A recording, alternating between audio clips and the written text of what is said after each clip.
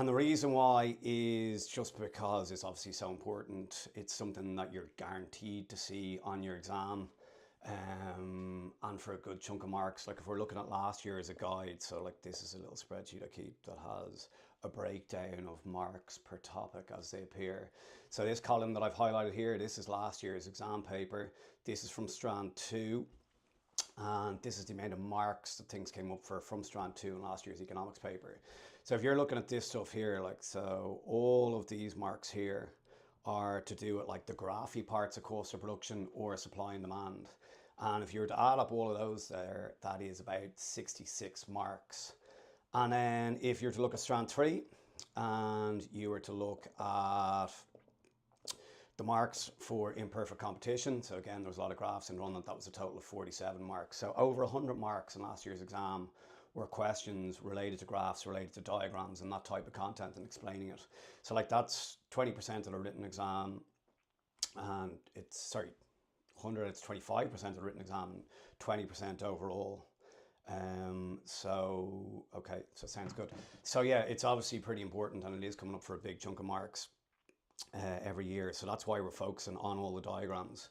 So like on that, in the Easter revision notes on page 138, you'll see I've taken every single diagram question that's ever come from the Leaving Cert and put them in there into a section for you. I think there's maybe a total of 30 diagrams and we'll try and get through them as many as we can later on. But first of all, I just want to focus on, again, giving you something that you are going to draw on, something that you can and will use in that exam on Friday. So there's a couple of kind of exam techniques I want to walk you through for dealing with various questions. So if you open up that economics exam techniques document, first one is the technique for answering questions that ask you to analyze graphs. Like nearly all the long questions these days are starting off with some sort of graph that you have to interpret and make some meaning of. And to maximize your marks, and we did get a couple of questions recently about how you deal with these questions. Some people saying I hate them, don't know what to do, but there is a particular technique that you should be drawing on as much as possible. So when you're analyzing graphs, you should try and include as many of these as you possibly can. You won't always need all of them, but you should try and include as many of them as you possibly can. So you should identify a trend. In fact, even before that, you should go for this. You should identify a time period and then explain the trend for that time period. So just saying whether things have increased or decreased or whatever it is. Then you should work the numbers. So that's just maybe given the difference between two numbers. But if possible, you should also be trying to express it as a percentage change. So a skill that loads of you would have used in analysing graphs and diagrams in your projects. Difference is the same thing. So just the difference between the two numbers and trying to express them as a percentage change. And then if possible, you should always be trying to give a reason, and that's always in the marking scheme. And don't stress about, like, you know, some of these graphs and diagrams can have historical data in them. And don't stress about, oh, do I have to have a really in-depth knowledge of, like, you know, what's happened in the global economy, the Irish economy over the past while. If you just have a sense of what the big things are, that's usually fine. So like the answers to these questions, when you're given the reason, it's usually something like there was inflation, there was a war, there was a recession. It's always something pretty big, right? So just to show you how this might work, here is a past question. Diagram below shows government finance stats for 2019. And it's this here we want to focus on. So you're told gross debt per person in 2007 was around 11 grand.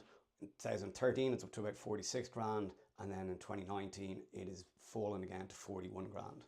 So the question says, and this is pretty typical of these questions, compare the level of gross debt per person from 2007 to 2019 and outline one possible reason for this increase in gross debt per person. So it did tell you in this case, give us a reason.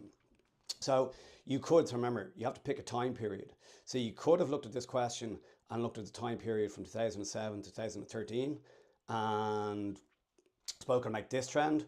You could have looked at this period here, or you could have looked at the overall 2007 to 2019 period. Doesn't matter, you could have picked any of them. And that's often the way with these questions is to be multiple options for you and you can choose the one you want. So with this, if we look at this period, 2007 to 2013, so between 2007, sorry, that's the second one, between 2007 and 2013, so you've identified a time period. The gross debt per person rose, so that's stating the trend, that's all there is to it, saying whether it increased or decreased. And then you're given the difference between the two numbers, so 46,880 minus the 11,138, it rose by 35,742, or an increase of 321%. So generally, if it's a type of question where you can express the numbers as a percentage change, the market scheme is going to want you to do that. So just remember how you're calculating your percentage change. It's the difference between the two numbers, so it's the difference between that number and that number, divided by the initial figure. And that's where a lot of students, when they're doing that calculation, the mistake they make is they use this number rather than this number. It is the initial figure, remember, when you're doing that. So here you stated a time period, stated the trend, you've worked the numbers, you've said the difference and expressed it as a percentage change.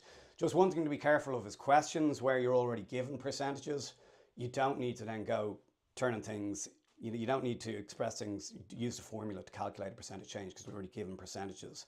So it's just a thing to be careful of, because yeah, if you're given percentages, you don't need to do it. So like I say, you don't always need all of these.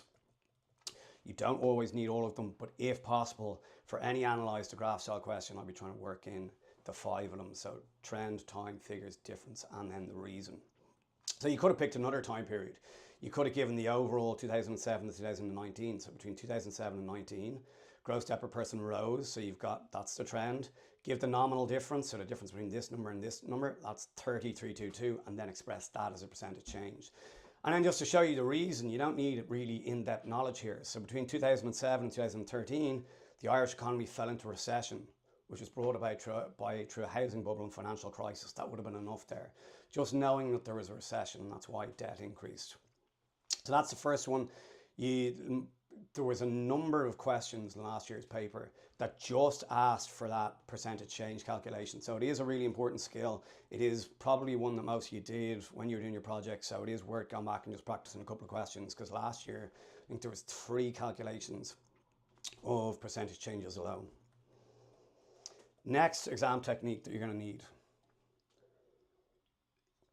You're going to use this, and this is the second one. You're going to use this for questions that ask you to suggest policies the government could implement for something, or to suggest steps the government could take to achieve a particular aim or a particular goal.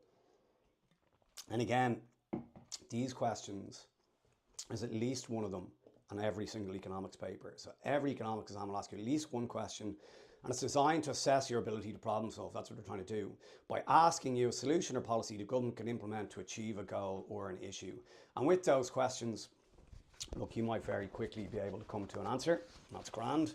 But also, you might draw a blank. And it is useful to have a strategy or technique that you can draw on for those questions. So in those questions, if you think of the word later, it might help you to think your way through a couple of potential answers. So later, where the L there stands for legislation.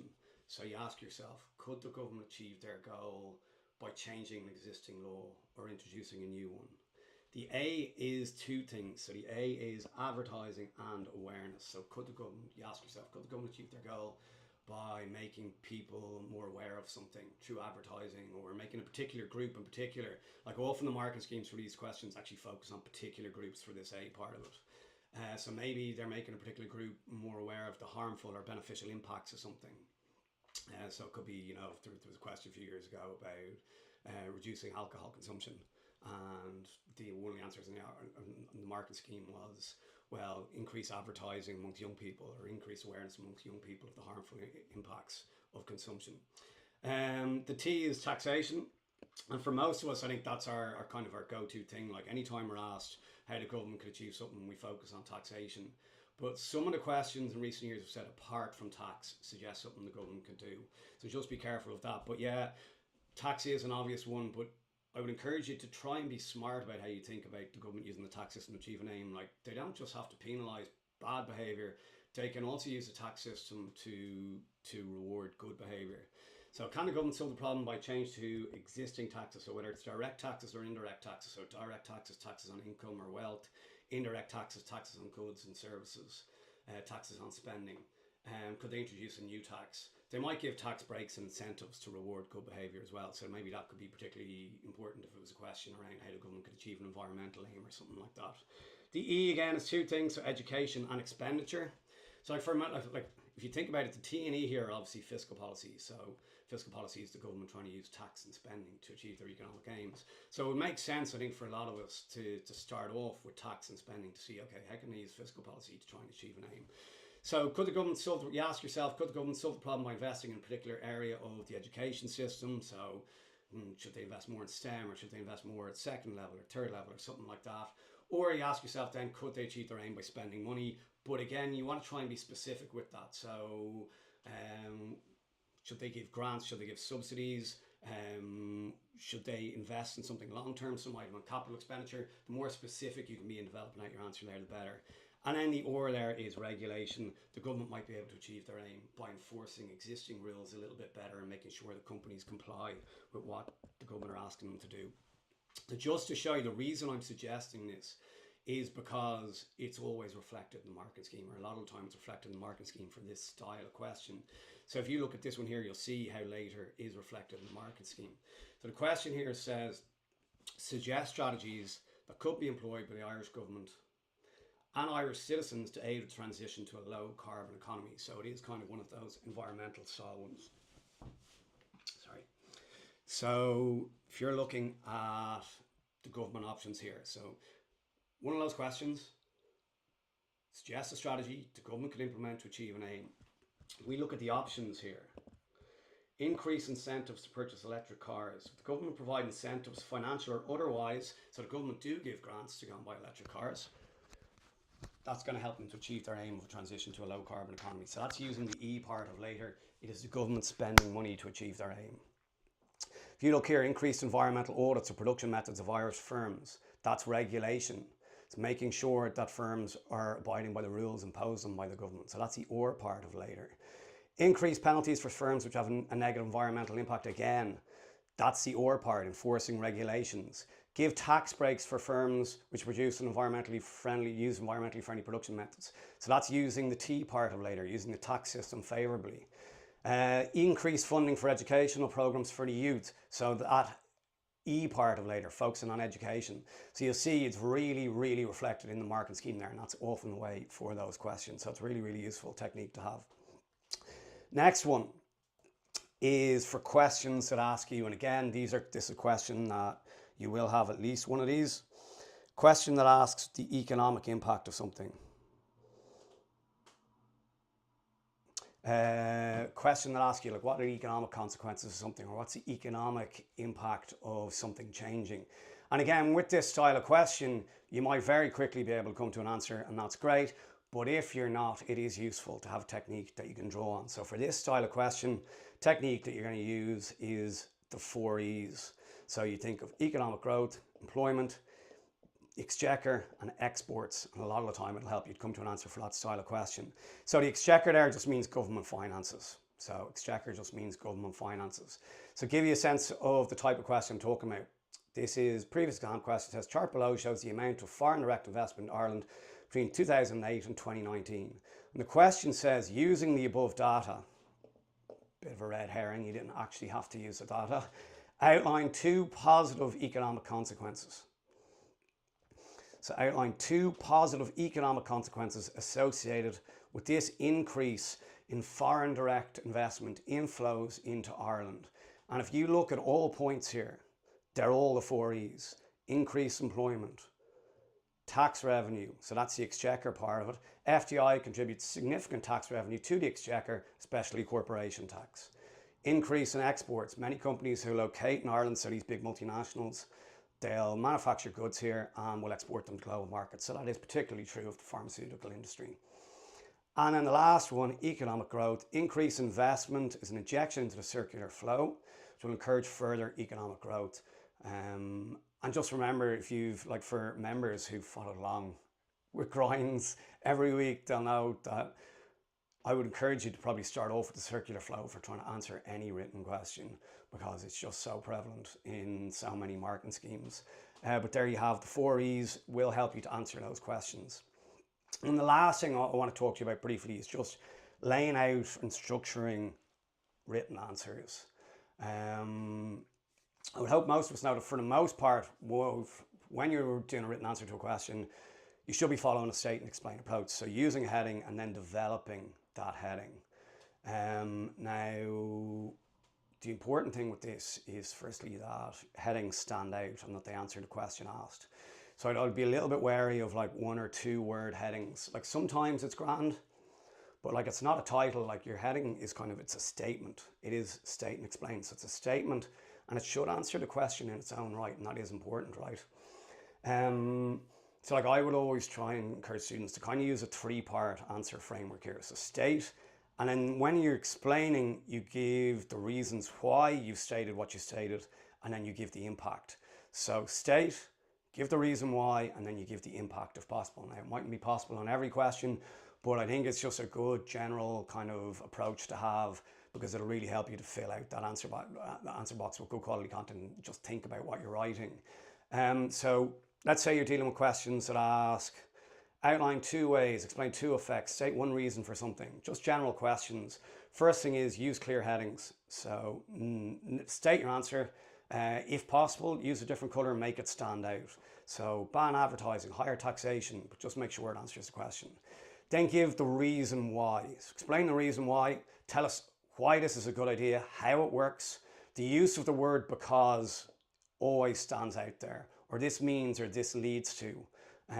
One thing I'm not a big fan of is when students are explaining an answer and they kind of give, there's a lack of confidence in what they're saying, and like, oh, this may lead to.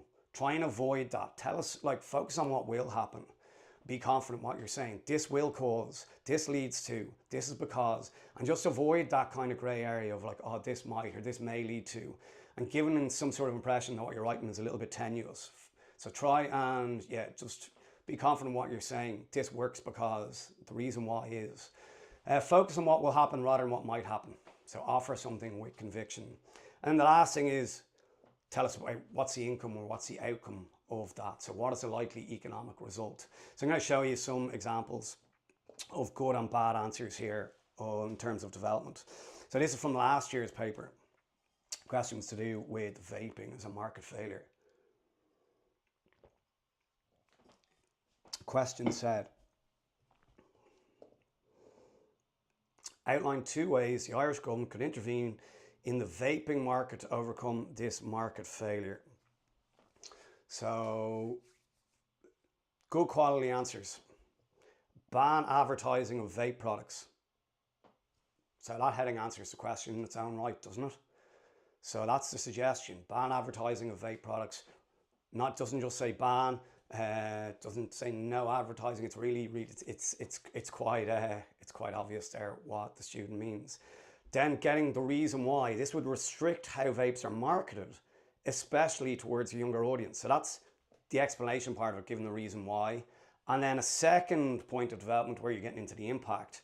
Fewer young people may be influenced to start vaping, and it reduces long-term demand. So statement, reason why, and the impact. Really well developed out answer there. Impose higher tax or minimum pricing. I think that could be a bit better. I prefer to see, I'm not a big fan of answers where there's 2 points been made. I would always say pick one and stick to it and make that point well. So yes, there's an answer to the question in that, but I think it's actually better off to nail your colours to mast. But the explanation, this could apply a higher tax for vape products. This would raise the retail price and likely lead to a reduction in quantity demanded, particularly among price-sensitive teenagers. So the reason why, it'll increase the price. Impact, it'll lower demand. So stating an answer, developing it out with a reason why, and then telling us the impact of that. Some things to avoid. General answer questions, what not to do. I hate this. Repeating the heading as the explanation. So let's say you say ban advertising, the government could put a ban on advertising. So many students do that. You've added nothing here, you've just wasted a line. Because when you've said ban advertising, you've said exactly this. So just get straight into the development. Don't repeat what you've put as your heading. Don't repeat what you've put as your heading. Hedging language, lack of conviction. I touched on this one. So this might help reduce vaping. This may change demand. Be concrete, like say what you're saying with conviction. This will, this leads to, this reduces. Just gives the impression that you've got a better kind of economic understanding of what you're talking about. Avoid what I said there, giving different suggestions in the same answer. So like the government could ban ads and also tax vapes so people don't buy them. Stick to one point and make it well, I would say. So you've got 2 interventions there and they're kind of crammed together a little bit awkwardly. And actually, both probably valid answers in their own right. And what's happening there is neither point gets well developed. The examiner can only take one of them, and you're actually shooting yourself in the foot because you've got good ideas, but because you haven't explained either of them well, you're not picking up maximum marks. And then the last thing is try and avoid casual or non-economic language. So stop people from buying them, make them illegal.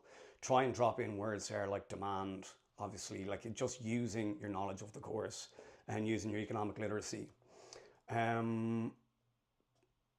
Okay, just to remind people, so I just wanted to touch on that. Like, I think for those techniques, you're going to need all of them on Friday at some stage. So it is useful to start off just having a look at them.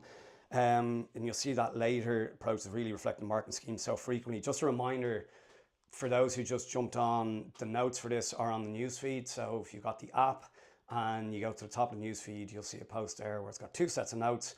One of them says economics exam techniques, and then the other one is Easter notes. So we're using the exam techniques there, but we are going to jump into the Easter notes now. Okay, some questions.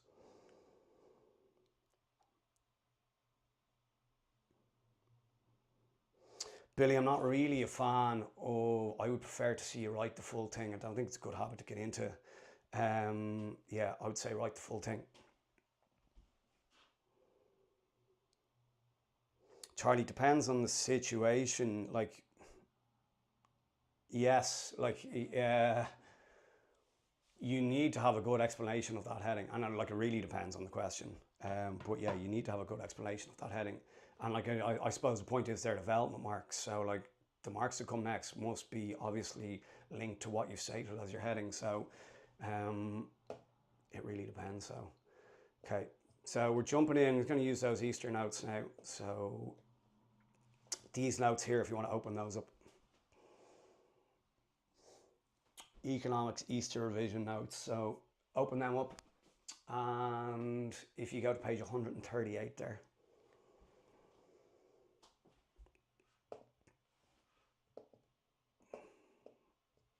It's page 138 on them.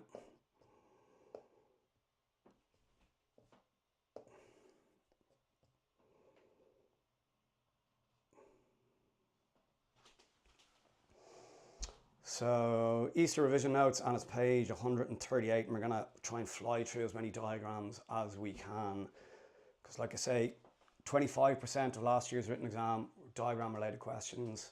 You will see them on Friday, there's no doubt about it. You can't avoid them. Like the nature of questions where, you know, topics get blended together, it makes it very, very difficult to leave stuff out. So it is important to try and make sure that you nail these down. So diagram revision, page 138, just to explain the rest of the notes there. So I've taken a selection of all these topics. I think these are things that you're likely to be asked about. And for all of those topics, I've taken the part of the topic I think that you're most likely to be asked about in the exam, and I've put it in as a set of notes. So we are going to be using this for the rest of the classes this week. But for those of you who are just watching through YouTube today, just know that these topics here, the full topic isn't covered. It's just a part of the topic I think you're most likely to be asked about. Then you have that section on diagram revision. So that's what we're going to do. And then just to explain these two, for those who haven't seen them before, the quick hits, what I've done is for the entire course, I've gone through every single topic and I've kind of taken out, for some of the more written style questions, so not the mathsy stuff or the diagram stuff, I've just pulled out 2 points that you can answer a question that will help you to answer any question for a lot of different topics. So like, you know, questions that ask implications, factors, advantages, disadvantages, consequences. I've taken that stuff out of the notes and I've given you 2 points to help answer loads of those questions. So the idea is that if you were to read through those sections, you know, a couple of times this week, you'll have revised a hell of a lot of the course by the time Friday comes around. And the reason I've just given you 2 points is because exam questions very rarely in economics look for more than 2 points in response. So they might ask for 1 advantage, 2 disadvantages, one reason why, 2 arguments in favor of, 2 factors leading to something. Rarely do they look for more than that. Very, very rarely. There is the occasional one that looks for 3, but it is rare. So that's why I've taken 2. And then you'll see here, this last section in potential exam questions, I've thrown out, I think it's maybe 50 or so topical questions related to economic issues that I think you might see some of them on Friday as well. So you can work your way through them over the coming days as well. But just on the diagrams, so if you just jump into the diagrams here.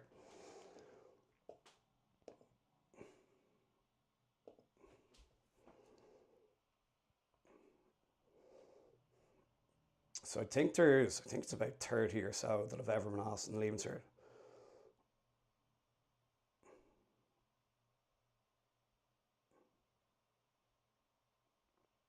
First one is draw and explain the relationship between individual supply and market supply.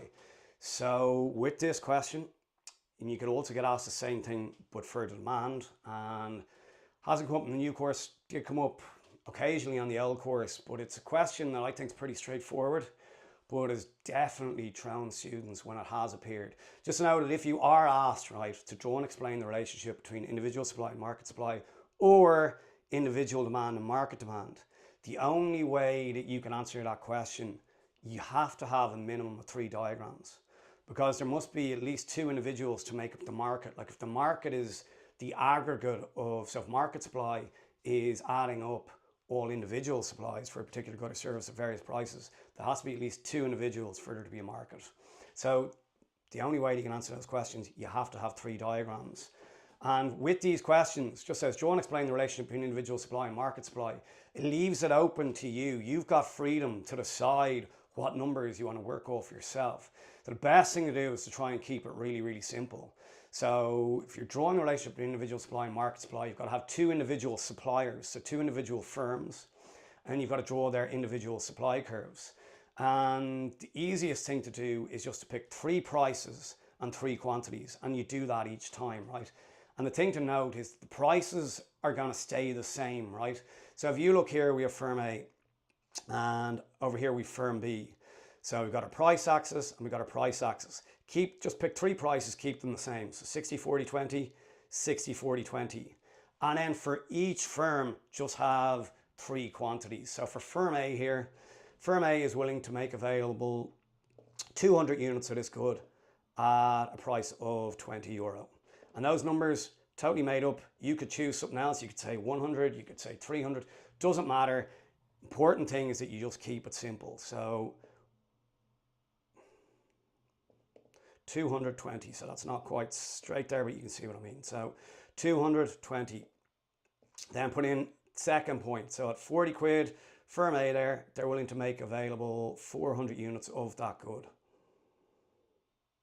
And at a price of 60 quid, put in the third point, they're willing to make available, 6,000 units it is, 2,000, 4,000 and 6,000. So they're willing to make available 6,000 units at a price of 60 quid. So you've just made up 3 prices and 3 quantities. So 2,000, 4,000, 6,000. For firm B then, just change the quantities a little bit. So firm B at a price of 20 quid, they're willing to make available 4,000. At a price of 40 quid, they're willing to make available 6,000. And at a price of 60 quid, they're willing to make available 8,000. Join your 3 dots and label your supply curve. And obviously label our supply curve over here. Other thing to mention, obviously, quantity and labeling that down there. It's not labeled on that one there. But just putting in Q there for quantity as well. The market then is the aggregate. So you're going to add firm A and firm B, and that will give you total market supply. So again, we've got price, we've got quantity. We have the same prices, 60, 40, 20. So you're keeping the price the same each time, and then you're just adding firm A supply and firm B supply. So at a price of 20 quid, we saw that firm A, we're going to make available 2,000 units. At a price of 20 quid, firm B, we're going to make available 4,000 units. So that means that market supply at 20 quid is 6,000 units. It is firm A supply plus firm B supply. So 6,000, 20 quid. Then at 40 quid, firm A was making available 4,000.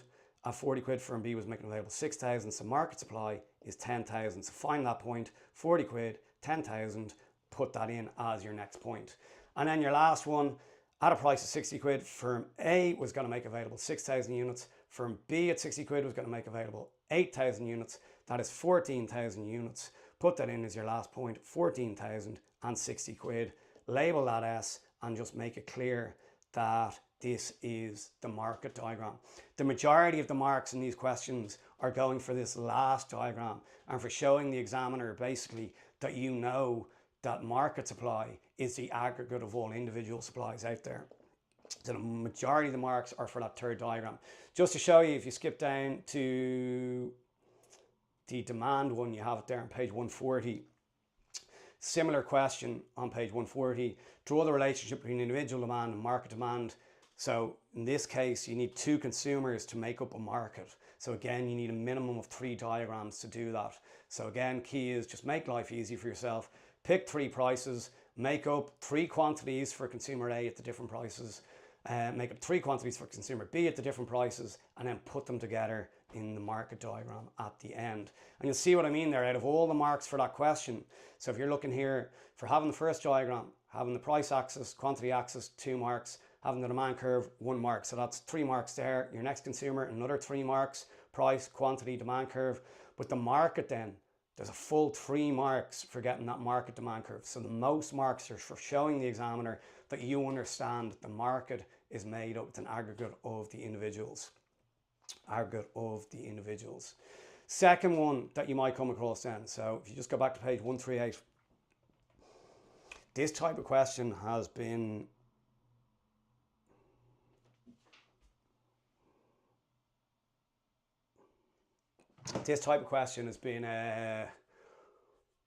really rare on the new course, and so I would expect that to change soon. Just these simple sort of diagrams where you have to draw and explain a demand curve with some shifts.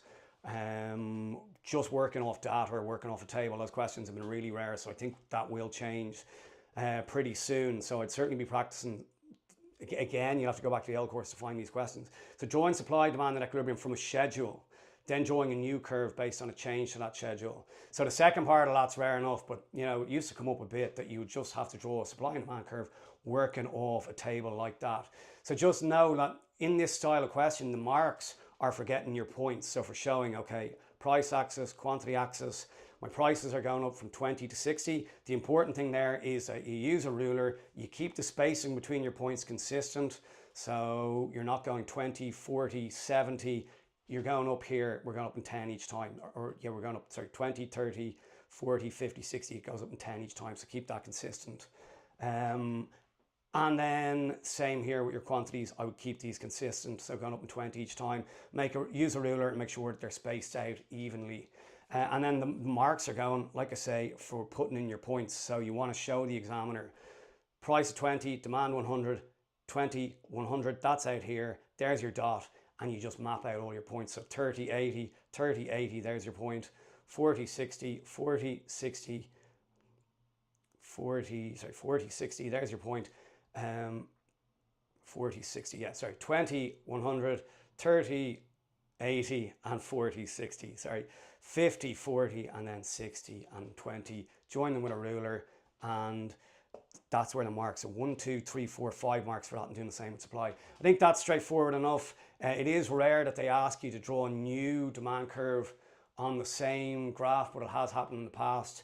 So like if you're looking at part 2 here, it says with reference to the diagram above, assume that consumer demand for MP3 players increases by 40 units at each price while supply remains unchanged. Draw the new demand curve. So again, it's nice and straightforward. You just add 40 onto each of these and you map out your new points, and that's all there is to it. Fixed supply curve, been pretty popular in the new course. Just now, anytime you see a question around tickets for an event and it asks you to draw the supply curve, this is what it looks like. So as soon as you see something like concert tickets or something like that, little alarm bell goes off in your head and they're looking for this fixed supply curve. So here's a question. France will host the Rugby World Cup in 2023. Explain with the aid of a fully labelled diagram the supply curve for tickets for this event. So you've quantity, you've price, supply curve looks like that. It's fixed. Doesn't matter what the price is, quantity is the same. So in explaining that, that's the important thing. You want to show the examiner that regardless of price, quantity will be fixed.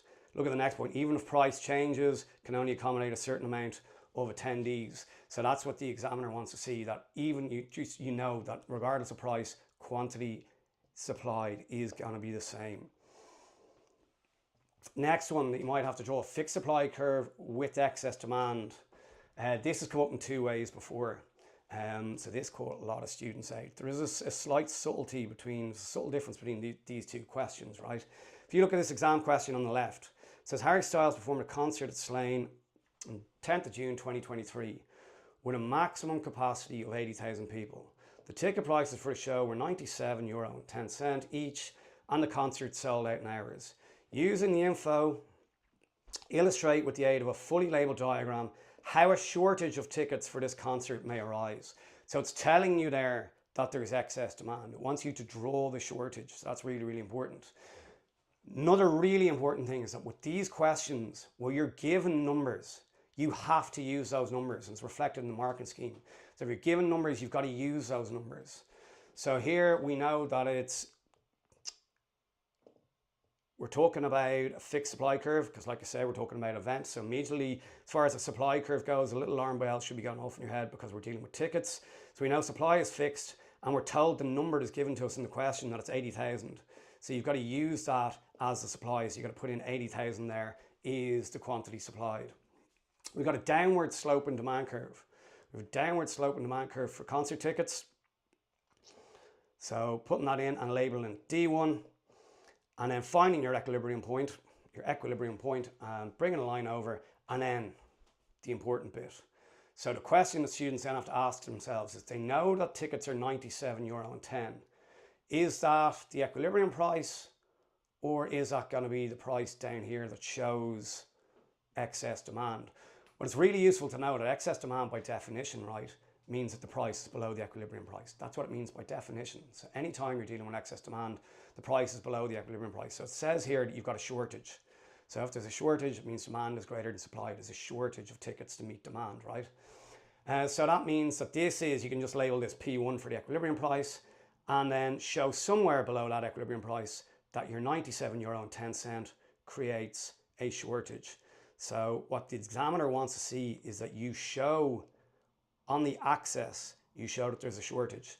So €97.10, that's the price been charged. At that price, we bring that line over, hits a supply curve there at 80,000, hits the demand curve over here, that's quantity demanded, so there's excess demand at that price. But that's what the examiner wants to see in terms of labeling, that you show always, with these questions about excess supply and demand, you show it on the axis. That's what the marks are going for. So in terms of the explanation then, you're just explaining the demand curve, explaining the supply curve. Demand curve is downward sloping, supply curve is fixed, and if the price is at 97.10, it's below the equilibrium price, so that will lead to excess demand by definition. So if the price is below the equilibrium price, it'll create excess demand.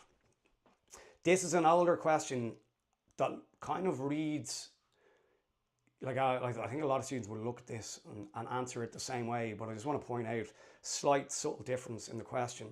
Macklemore announces a concert in Ireland at a venue with a maximum capacity of 80,000. So again, there's a little alarm bell going off in your head. You're like, okay, I know that's going to be a fixed supply curve. The tickets are priced at 65 quid. So again, you're thinking, I'm going to have to use that number. And the concert sells out in hours. It says, draw one label diagram showing a market demand curve and a market supply curve that will be consistent with that information. In this case, they didn't tell you to draw, even though it implies it, it didn't tell you to draw excess demand. So you just assume that it was an equilibrium in this case. So 80,000, they intersect there, and €65 was the equilibrium price. So even though it does say that it sells out in hours and kind of implies there was a shortage, it doesn't tell you to draw it. So I guess the point is, if you're in the exam on Friday and you see a question like that, just be looking at, is it telling you to draw the shortage or not? In recent years, it has always told you to draw the shortage. There was one about demand for PlayStation 5s at Christmas recently. Same thing, they said draw the shortage. Jamie, do the graphs need to be done in graph paper? Probably be looking to do them as much as possible.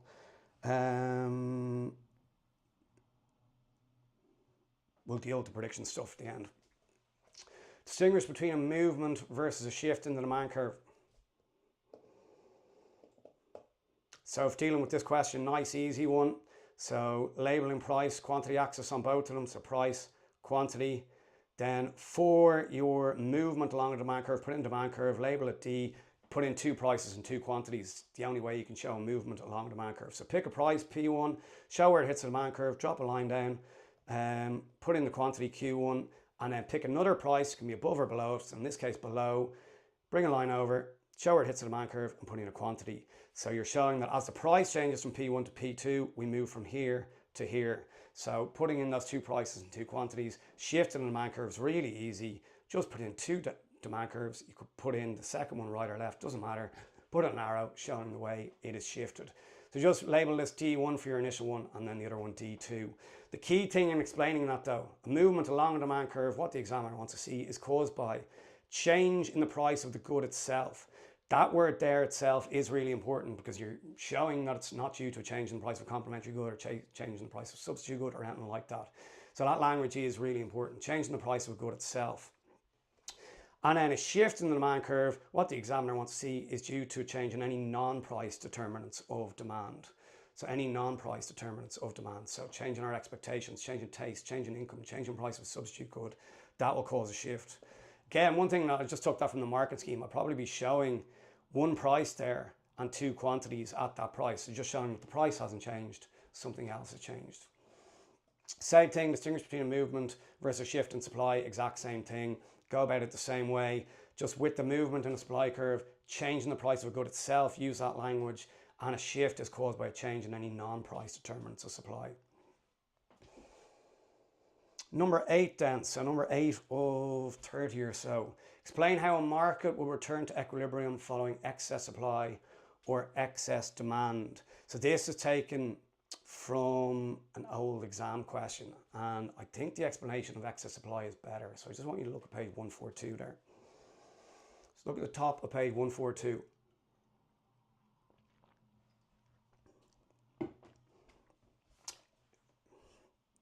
If you're someone who's like, I don't get excess supply and demand, there's loads of people out there who are just like, excess supply, excess demand, that stuff absolutely melts my head. Bad news is there's been loads of questions related to diagrams about excess supply and demand on the new course. It's very difficult to get away from it. Good news is it's way easier than you think. If you just know, right, by definition what they are. Excess supply is where the price in the market is above the equilibrium price. That's all you need to know. Excess demand is where the price in the market is below the equilibrium price. That's all you need to know. So this one here was taken from an old exam. So we got price here, we got quantity, we have downward slope in the demand curve, upward slope in the supply curve, and then we have an equilibrium price of 600 quid, and the equilibrium quantity was 50,000 TVs or something it was in this particular question. So the question was, explain how a market would get back to equilibrium in a situation of excess supply. So if there's excess supply, like I just said, it means that the market price is above the equilibrium price. So that's the first thing that you would tell the examiner. You know what it is. So excess supply, price is above equilibrium. And in any situation where a market isn't in equilibrium, it's always the seller who reacts first. So like in a situation where the market price is above the equilibrium price, so we got excess supply, so let's say the price in the market is 800 quid, what will happen is the seller will realize, look, at this price, we trace this line over to the supply curve, they're willing to supply 80,000 TVs. But if we follow this over to the demand curve, consumers are only demanding 30,000 TVs. So suppliers will realize, look, we want to sell all these TVs at this price, but no one wants to buy them. So to try and entice people to buy them, they lower the price. So it's the seller who reacts first. So that's the next thing that you're going to say. There'll be a downward pressure on the price. The seller reacts first. It's the seller who reacts first. So if you look down here, firms will reduce stock levels by reducing price. Then all you want to say is that as the price falls, demand increases, and this continues until you're back in equilibrium. So lower prices encourages demand. Price will continue to fall until equilibrium is restored at that price of 650,000 TVs are purchased. So you're just telling the examiner, I know that excess supply means the price is above equilibrium. I know the seller will lower their price, and I know that will increase demand, and it will continue to happen until you're back in equilibrium. And excess demand is just the opposite of that. It is the seller increases their price to take advantage of the fact that there's really strong demand. That leads, as the price increases then, means people fall out of the market, they stop, demand falls for the product, and the process continues until it's back in equilibrium. Changes in market equilibrium, again, you will see one of these questions. So these are the questions where you're told the market for a particular good or service is in equilibrium, and then something changes and you have to draw and explain the impact of that change. So this question came up last year. It was a full part B of a long question. So it came up for a full 30 marks, I think it was. And they come up on every paper. So just remember, right, talk about questions where, and there's always, like in the opening lines of these questions, there's always a giveaway. It says, assume the market for blah is in equilibrium. And as soon as you see the market's in equilibrium, like that should be, like that's a good thing for you, because you know immediately, okay, supply and demand, I'm going to get them down in the same diagram. I'm going to label my price axis, I'm going to label my quantity axis, and I'm going to start off finding my equilibrium price and equilibrium quantity, and that's my starting position, and you're going to pick up loads of marks for that. Like the first line is going to tell you to do that. Assume the market for blah is in equilibrium. Then it's going to tell you that something changes. And only 4 things can happen. Either the demand curve shifts right or left, or the supply curve shifts right or left. So you have to figure out which of those 4 is going to happen, and then you have to explain it.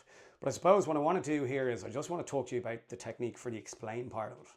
Because what happens is that we've loads of students out there who they might be able to think their way through this, and they nail the diagram, and they get the diagram spot on, but they don't pick up the marks for the explain part, because when they're explaining it, they don't know what they're getting marks for. That's the truth of it, right? So if we just look at one example, here. So we're going to look at all the 4 examples in this, by the way. If you're looking at them later, they're all looking at a question that assumes the market for electric cars or electric vehicles is in equilibrium. So all 4 examples in the notes are for the same question. You start off and you assume the market for electric vehicles is in equilibrium. So if you see that, you're like, okay, it's in equilibrium, so I get my price axis, get my quantity axis, get my downward slope in demand curve, upward slope and supply curve. I'm going to find my equilibrium point and put in my price and quantity. And you've already picked up loads of marks. Then something changes and you have to draw and explain the impact of that change. So in this one, you're told the motor tax on petrol engine cars is expected to rise in the near future. So petrol engine cars would be considered a substitute good for an electric vehicle. So if a substitute good is going to become more expensive, that means demand for electric cars will increase, because people will switch away from the more expensive petrol cars and they'll buy electric vehicles. So that means that the demand curve for electric cars is going to shift to the right here. So you put in your new demand curve, you find your new equilibrium point, put in your new equilibrium price, your new equilibrium quantity, show the change in quantity, and you're done with your diagram there. And the way this generally works, and this is the case last year, right? The way the marks are awarded here, you get 1 mark for your initial demand curve correctly drawn and labeled, 1 mark for your initial supply curve correctly drawn and labeled, you get 1 mark for your new demand curve correctly drawn and labeled, and then you get 1 mark for all of that stuff showing the change, and 1 mark for that stuff showing the change. So it's 1, 2, 3, 4, 5 marks going for the diagram. There's also 5 marks for the explanation. So I said last year, there was a question, it was a full part B, it was 30 marks. But 30 marks was broken down to 3 situations, 10, 10, 10. And 3 situations were broken down, 5 marks for the diagram, 5 marks for the explanation. You did that 3 times. So what happens here is that loads of students, they don't know how to lay out the written part of this answer when they're doing these questions. And they focus way too much attention on the reasons why. But actually the examiner wants to see you just using the labels in your diagram a little bit. So ignore the answer box in your exam paper. Really is shouting at you, write a big long paragraph about what's happening here.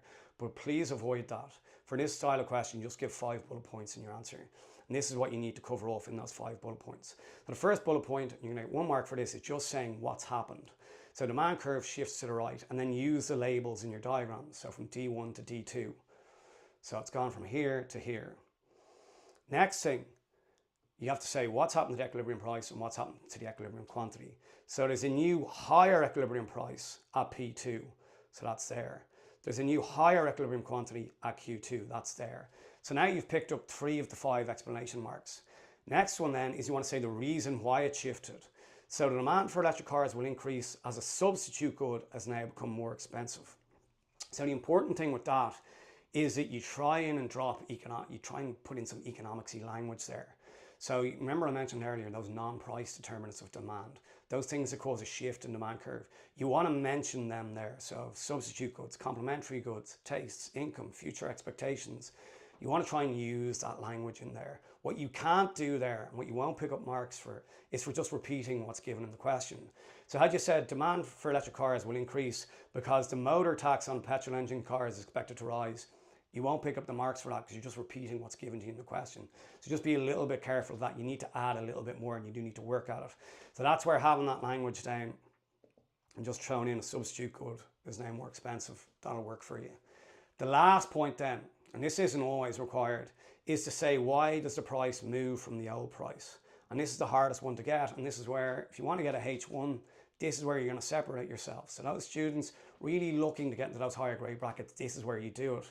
So the reason the price increases from P1 is because once the demand curve shifts, this demand curve here is dead to us. So this demand curve is now dead to us. So if the market price was still P1 here, bring a line over to the supply curve, it would hit it there. That would be the quantity supplied. Bring a line over to the new demand curve, drop a line down, quantity demanded would be out here. You'd have excess demand. When you've got excess demand, it drives the price up. So you just want to say that at the old price, there's excess demand, and that drives the price up to P2. So that last point is a little bit more difficult. But again, if you just know by definition, excess demand is when the price is below equilibrium, it'll really help you there. So you've got all 4 examples here. I'm not going to go through them all now. Okay, we might take a quick break. We'll take a quick break. And yeah, let's take a quick break, maybe 5 minutes there. 5 minutes, and if you have any questions, throw them into chat there. So if you have any questions, throw them into chat. Take a quick 5-minute break.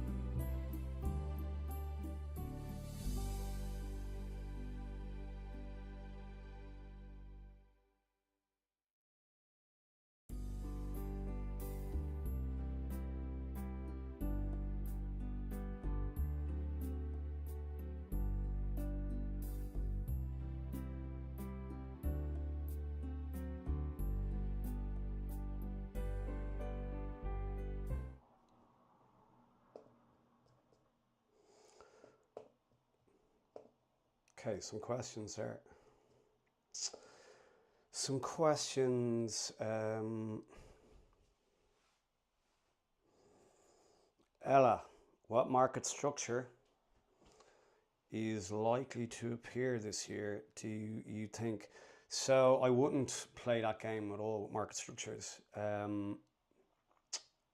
just think if we've learned anything since the new course came in, it's that they're certainly not afraid of asking the same thing 2 years in a row. Like, they've now asked the principles and canons of taxation, like pretty obscure, 3 papers in a row. Like, I never would have anticipated that. They've now asked, the calculations of like GDP to GNP to GNI to GNI star. That's now come up like three papers in a row for that one as well, if you're including the deferred papers here.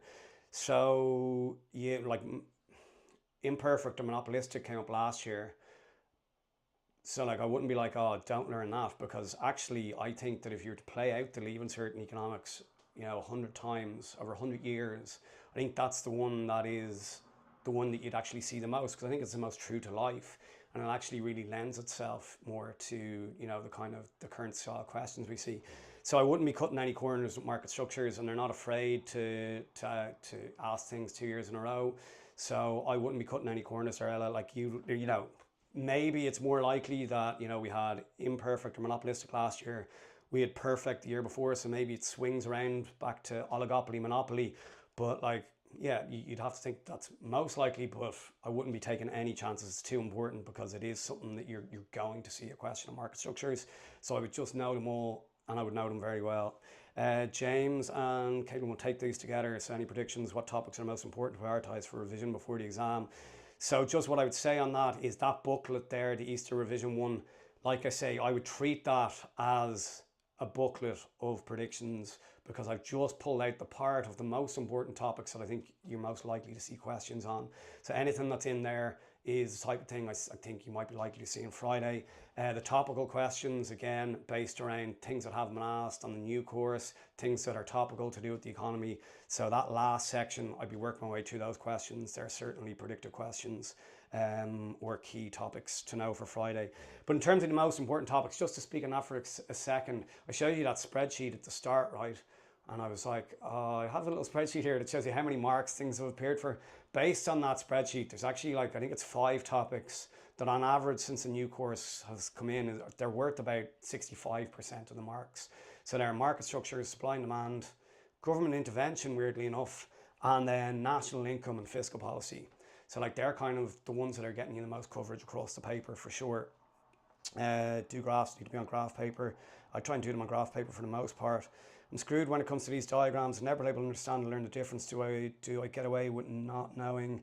It might be difficult. What you could do, Connor, like I certainly think at this stage, like given that you've only you've Monday, Tuesday, Wednesday, Thursday, I think if they they have them over 2 years.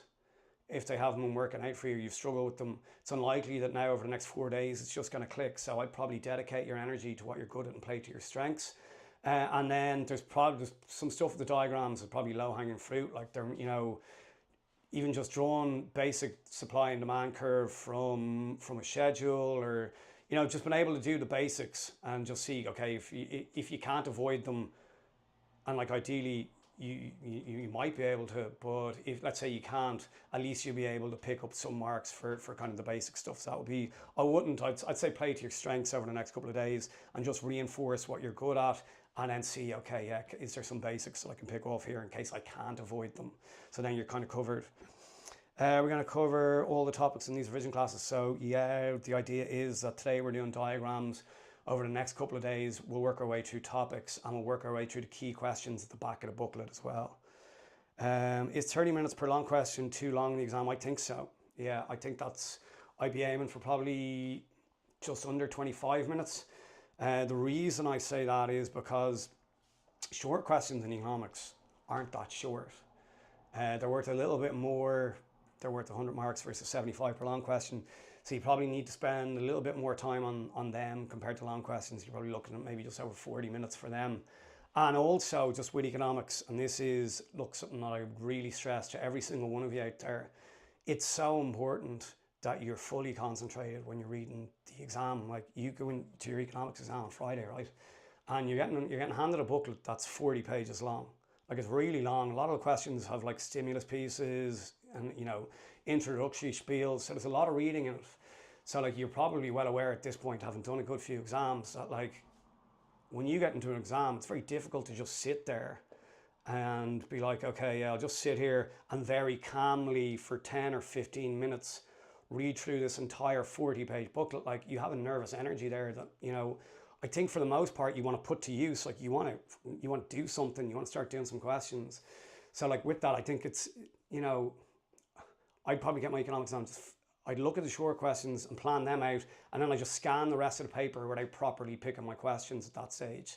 Because then you can come back and do your short questions and get that nervous energy out of the way, pick up some marks hopefully, and then I spend a bit more time properly planning out my long questions after that. So you scan the paper at the start, so you're aware of any like, oh, I didn't expect that market structure, or that's an interesting question, and you can have that in the back of your head. But I wouldn't be trying to do everything at the start in terms of planning your question choices, because it's too important that you're really on it for planning out your long questions in economics. And the reason I say that is because they blend topics together. Like question 12 from last year's paper blended like 5 different topics across parts A, B, and C. And what happens is you get to part C and you're like, oh, this is about tax, but the other parts were about inflation and national income. I thought this was another question. Or you could, as one of my students did last year, and I'm convinced this course for H1, she ended up just leaving out an entire question part because she didn't realize it was part of a question. So you just need to be very concentrated when you're picking out your long questions. So I'd give a little bit more time to reading and a little bit less, so you need to factor that in. So it means a little bit less time doing. So yeah, I'd say probably just under 25 minutes. And look, that's probably enough for the long questions. Do you know when you're supposed to draw 3 graphs like we just did there for 2 individual firms in the market? Do they provide us with 3 graphs to fill in? So in the case of those ones there, they didn't. They just said draw the relationship. So you had to show that that I need 3 graphs there. So that was the tricky part, because you also have to pick your own numbers, and it's very easy to overcomplicate it there. So in that case, no is the answer to that. I think the Harry Styles one though, they did. I think you were given a diagram that you could fill in for that Harry Styles one. Anyway, if you just look, let's kick on with the diagrams here. Page 147. Page 147. So these questions have been really common. Price floors and price ceilings. So draw and explain the impact of a price floor. So explain, this was the question, explain with the use of a fully labeled diagram how the introduction of minimum pricing, and look, the question's really nice here, right? Question tells you it's above the market equilibrium price on fast fashion will impact on the market for fast fashion.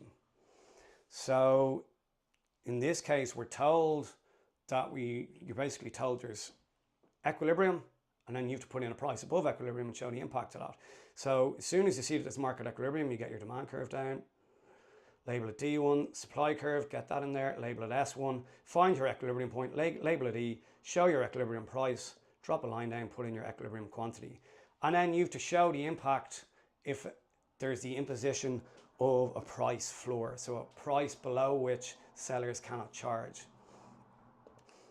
And you're told in the question that this is going to be above the market equilibrium. So somewhere above the equilibrium, you put in a new price and you show the impact of that. So if you trace a line over there, hits the demand curve there, that's the quantity demanded. Bring a line over to the supply curve, hits it over there, that's the quantity supplied. So there's excess supply.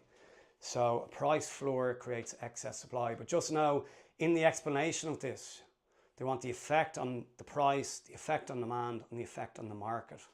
So using the labels, really, really important. So true imposing a minimum price, the price is forced upwards from P to P min. So that's really important. The effect on demand, well, demand falls from QE to QD. So using the labels. And the effect on the market, you're just saying that there's excess demand. So there is a surplus of, or excess supply, there's a surplus of fast fashion clothes at the indicated level. Where you could see this year is, like, we're due, I think, a chunky enough question on the labour market. But you're like, from the labour market, the stuff that hasn't been asked is maybe some of the more, what I would call technical or theory-based stuff. So stuff about MRP, MPP, That stuff hasn't been asked about at all. And like the Leaving Cert economic specification is very clear that you need to know that stuff. So I think we're due a question on that. But the other part of the labour market that hasn't been asked about, none of the diagrams from the labour market have really been asked about. So you could see a diagram where you have to draw like the impact of the imposition of a minimum wage. And that's the same as, it's the exact same as this diagram here really. It's a price floor, but it's for workers. So it's a wage below which businesses cannot go. But if you're talking about the imposition of minimum wage, you say that the legislation forces the wage up from equilibrium wage to wage min. So it would be the exact same approach. So that's one thing that hasn't been asked about from that topic. And even just drawing like the equilibrium for the labour market is one that hasn't been asked about. The impact of a price ceiling, so this is just the opposite. So price ceiling is where you have a price that is below the equilibrium price. So it's a price above which you cannot charge. And just the important thing here again is if you're explaining the impact of a price ceiling using numbers that are given to you, you have to use those numbers in your answer, right? So if you look with a price ceiling, so price ceiling is a price above which a seller cannot go. And the reason that a price ceiling would happen is because the government thinks the price being charged for something is too high. So here we have downward slope in demand curve, upward slope in supply curve. So labeling them S&D, the market's in equilibrium, you put in your price. And in this, we're told the equilibrium quantity was 400,000 properties. So this was about the rental market. And told then the government come in and they put in a price ceiling. So they say, well, landlords can't go above this price. This price is too high. It's not fair on tenants. So they come in and they say, from now on, you can't charge above this. So what happens? Bring a line over, it hits the supply curve here. Quantity supplied of properties falls from 400 to 200, and the quantity demanded increases from 400 to 600. So again, you need to show the excess on you're always putting it on the axis. I showed you that earlier with the Harry Styles one. So you have to show the examiner that there's excess demand there. But the important thing is that you use the numbers. You say that there's excess demand of 400,000. So there's excess demand of 400,000.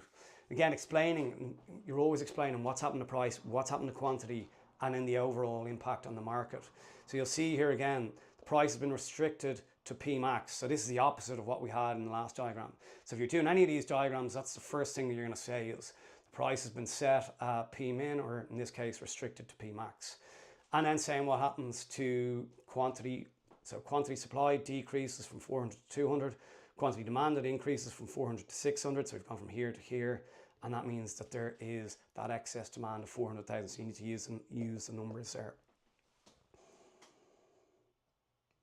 Distinguish between elastic, inelastic, and unilastic in diagram very rarely happens that you have to draw those. Just know that with unit elastic, so with our middle one here, again, for these, you have to put in two prices and two quantities. So you have to put in two prices and two quantities. So elastic, you've got a kind of flat demand curve. Inelastic, you've got a steep demand curve. And then unit elastic, the change in price and the change in quantity there, they need to look the same. So 45-degree line should do it. Relationship between average cost and marginal cost came up last year. It's come up a good bit. Just to show you the relationship between the short run and the long run average cost curves, you might pick up your book and like you'll see this horrible diagram that has like this U-shaped long run average cost curve, and then it's got all these little kind of short run average cost curves on it. But actually in the exam, this is all you'd need to answer the question. So if you're asked to draw the relationship between the short run and the long run average cost curves, actually in an exam, this is all you need, right? So you have costs on this axis, quantity down here. You have a U-shaped long run average cost curve, label it, and you can just put in one short run average cost curve and just have it sitting up there on the long run average cost curve. And then you just need 2 points to explain it. Just need 2 points to explain it. So you got 2 bullet points here. The first one is that each short run average cost curve represents a different size of the firm. So the whole idea here is that the long run doesn't really exist. It's just a series of short runs.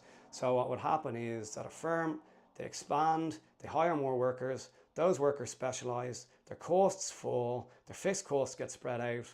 But before they start to experiencing diminishing marginal returns, so before they start getting into this upward part of their average cost curve, ideally before that happens, they'd move into the next phase. So that's why there'd be another U-shaped short run average cost curve in your book. But You don't need to know that. So you just need to say that each one of these represents a different scenario for the business, and that the long run average cost curve is made up of the lowest points of all those short run average cost curves.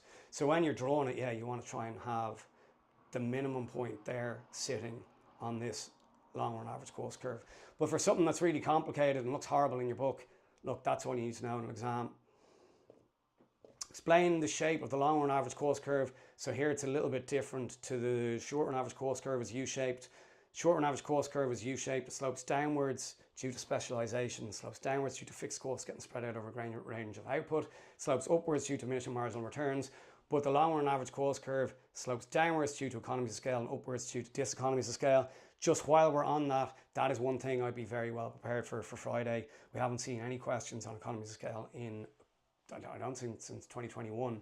It's very rarely left off the exam 2 years in a row. So I'd be tight on those definitions of economies and diseconomies and having some examples that you can apply to any business. Okay, let's get on to market structures. So do you want to explain the short run equilibrium position in perfect competition?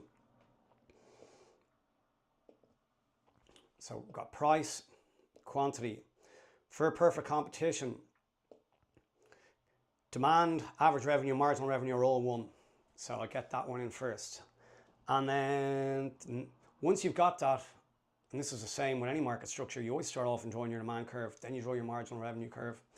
And then after that, you have to ask yourself, is there supernormal profits been made? And the reason that's important is because if there are supernormal profits been made, it just means that your average cost curve at some point in your diagram is going to have to be below your average revenue curve. So in the short run, in any market structure, and there is only short runs in perfect and imperfect, there's one period in oligopoly, there's one period in monopoly. And the reason why there's only one period is because there's barriers to entry. But when there's a short run, there's always supernormal profits in the short run. So monopoly short run, or sorry, imperfect short run, monopolistic short run, same thing, and perfect short run, we're going to have supernormal profits. So that means that your average cost curve dips below that average revenue line. So put that in. And then the last thing is your marginal cost curve always goes through the minimum point of your average cost curve. So we just drew the average cost curve there. That's the minimum point there. So when you put in your tick-shaped marginal cost curve, you're aiming to have it go through that point. Label it marginal cost. And then once, with any diagram of market structures, if you're trying to interpret a diagram, the best way to do it is you ask yourself a set of questions. So if I'm trying to label that diagram, I'm trying to put in a price and a quantity and supernormal profits, the first question I ask myself is that firm trying to maximize profits or not? And how do you find out the answer to that? Well, you think back to the characteristics or the features of the market or the assumptions. And for every market structure, we're going to assume that the firm is going to aim to maximize profits. Now, in oligopoly, that's not always the case. However, even when we're looking at the diagram in oligopoly, we still assume for the most part that a firm will try and maximize their profits. But just don't, if you're dealing with an exam question and it's about oligopoly and it says what, you have to give two assumptions or two features, don't give that one about we assume firms aim to maximize profits, but you're still going to actually assume in terms of their behavior, they are going to do that for the most part. But for any other market structure, you can say we assume firms are going to maximize their profits. But what does that mean? Well, that means that when they're choosing how much output they're going to produce, it means they're going to produce the quantity where their marginal cost and their marginal revenue are the same. So in perfect competition, are they profit maximizers? Yes, they are. So what does that mean? It means that they're going to choose to produce a quantity where their marginal cost and their marginal revenue are the same. So you want to find that point on your diagram. So here we've marginal cost, here we've marginal revenue. So those two lines are intersecting here. So marginal cost, marginal revenue intersecting at point A there. So that's your profit maximizing point. And then you can drop a line down. So that's your equilibrium. Drop a line down, put in your quantity. Now you know your quantity, you can ask yourself, well, what price are they going to charge? So to figure that out, you start down here at this quantity and you just trace an imaginary line up to the demand curve. So remember, this horizontal lines are demand curve in perfect competition. So trace the line up, it hits it there, bring a line over to your price cost axis, that's your price. So first question is what quantity are they going to produce? Second question is what price are they going to charge? Third question is what level of costs are they going to incur? So to figure that out, you start down here again at quantity. You bring a line up this time to the average cost curve. So that's our U-shaped one. So average cost curve. So very carefully follow it up. It hits it there. bring a line over here, and that's the cost, and label that C1. Last thing that you need to ask yourself is, do they make supernormal profits or not? So they make supernormal profits if their average revenue are greater than their average cost. So we call this price here, but price and average revenue are the same thing, right? Price and average revenue are the same thing. And now, at this point, good few of you are like, what? I'm gone. I'm lost. But let me just explain that to you, right? The reason why price and average revenue is, it's just good to know, right, is that total revenue is equal to price by quantity, right? That's how you calculate your total revenue. It is your price by your quantity. Sorry.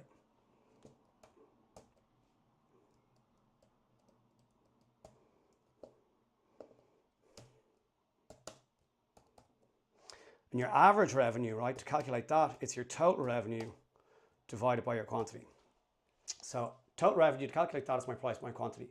To calculate my average revenue, it's my total revenue divided by my quantity. But based on what I have here, I can rewrite this, can't I? So I can actually say that average revenue, rather than writing that, I'm going to write this. I could say that my average revenue is just my price by quantity divided by my quantity. Now what happens is, just based on the maths there, is that the two quantities cancel each other out, and you're left with average revenue is equal to price. So whenever you see that in economics, that's where it's coming from. It's just manipulating the formula. So I said price there. Price and average revenue are the same. So if this is average revenue and this is average cost, it means that all of that is supernormal profit. So that's the last thing we have to label there.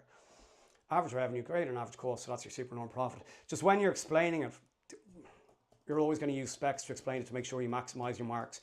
Just one thing to be really careful of, and this is true of all market structure diagrams, with all of them, be very, very deliberate about finding your equilibrium point. Like, you could draw that diagram perfectly, absolutely perfectly, and then you go and fuck everything up because you put in the wrong equilibrium point. So be really, really careful. So marginal cost is there, marginal revenue is there, they intersect there. So what a lot of students will do is they'll pick that point there as their equilibrium, and they'll put in the quantity here, and everything will be wrong from that point on. So just be careful of that, be very deliberate about it. So when you're using specs, again, I bullet pointed. So I would bullet pointed 5 bullet points. So the S in specs is, you're just saying, are supernormal profits being earned? Yes or no. But to pick up the marks here, you've got to show the examiner you know what the condition is for supernormal profits. You're just saying, yes, there is supernormal profit because average revenue exceeds average cost. AOR is greater than AC. So AOR is greater than AC. So you're always given the condition. For price, you're just quoting the equilibrium price and quantity. So the firm produces Q1 and they sell it for price P1. The E in specs then, you're telling the examiner where the equilibrium point is. So it's at point A. And again, what the examiner wants to see here is that you know what the condition is for profit maximization. It's where marginal cost equals marginal revenue. So you have to give that condition to pick up the marks. C, you're just telling the examiner what the cost of production are. So when this is the quantity, cost of production are at C1 there. So you're just pointing the examiner to C1. And then the last point that you want to make is the firm been wasteful of scarce resources or not? So the way you decide that is, if they're producing a quantity that is at the bottom point of their average cost curve, so your average cost is a per unit cost. So if you're producing a quantity where you're at the bottom point of your average cost curve, it means that each unit you produce is being produced for as cheap a cost as you possibly can do it. So that's obviously really efficient. You can't get any better than that. But if we're looking here, the firm is producing this quantity. The reason they're producing that quantity is because if they produce that amount of output, it's going to maximize their profits. But when they produce that quantity, it hits the average cost curve there, doesn't it? And this is the minimum point, because this is where marginal cost intersects it.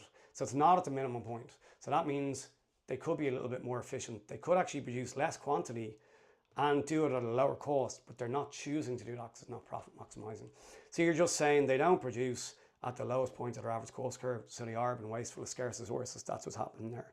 So for all your market structures, you want to follow that approach. All the market structures, you're following that approach.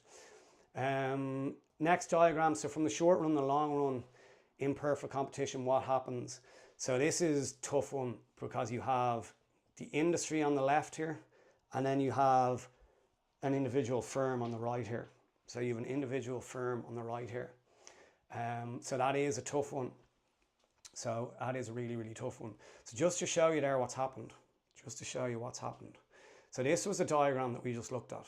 So we had price, we had quantity, we had demand, marginal revenue, average curve, average revenue curve, we had an average cost curve, and then we also had a marginal cost curve. So that's what we just looked at, right? That is the diagram that we just looked at. But what's happening in perfect competition is this price was coming from the market because each firm is too small to influence the overall market price. They're price takers. So this is what's happening in the market. So this is an individual firm's diagram. This is the market. So the market has a demand curve, downward slope and upward slope supply curve. They intersect here. This is the equilibrium price, and the individual firm has to accept that price. But what happens between the short run and the long run is because there's no barriers to entry and there's supernormal profits been made, it means that new firms who are aware that there's profits been made, supernormal profits been made, they enter the market. So that means the market supply increases. So the market supply curve shifts to the right. As the market supply curve shifts to the right, it means that the equilibrium price falls from here down to here. So that's what's happening. So now we have this new market price here, and then the individual firm in perfect competition takes that. So the only difference between the short run and the long run for a firm is this line here. That's the only difference for a firm in perfect competition, meaning short run and the long run, is that line falls. It's the only difference. So actually in this diagram on the right, it's really complicated. You have the short run and the long run in perfect competition on that one diagram. So if you can understand this, we're at the harder end of market structures here by a mile. Like, there's no doubt about it, but if you can understand that diagram, you're all over market structures and you have them down because it's showing a lot. It is showing both the short run and the long run. So that green line is the short run, and then the blue one I had in there was the long run. So in terms of explaining what's happened from the short run to the long run, market supply curve shifts to the right, I mentioned that. The market price falls, I mentioned that. Individual firms, demand curve falls, I mentioned that.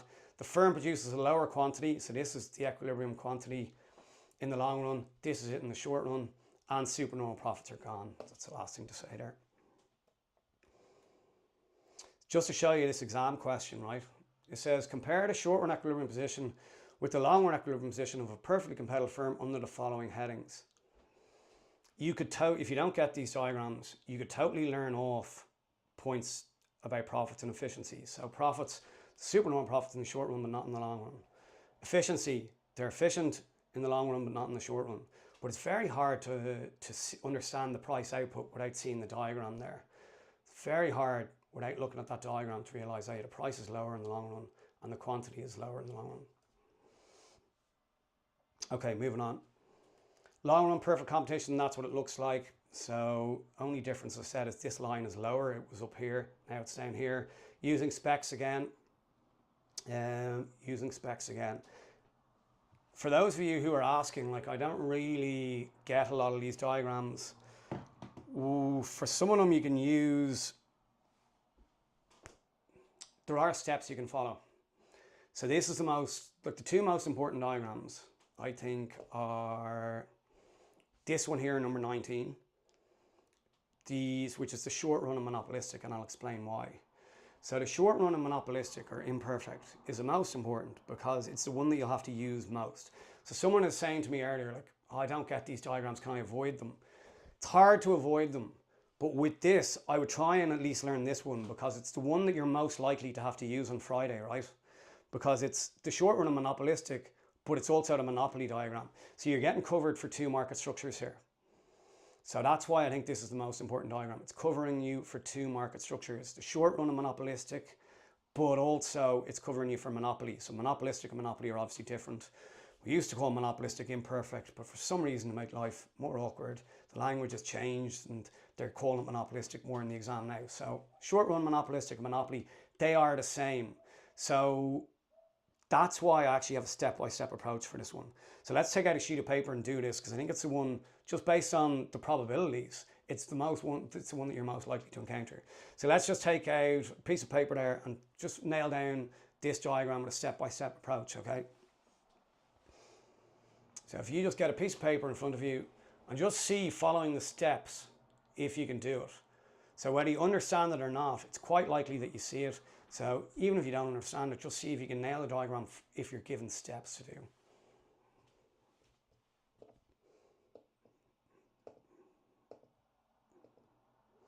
So your first step is obviously draw price quantity axis. And then I want you to add in 2 lines. So you have demand / average revenue curve. And then below that and a little bit steeper, I want you to put in a marginal revenue curve, and that's step 1.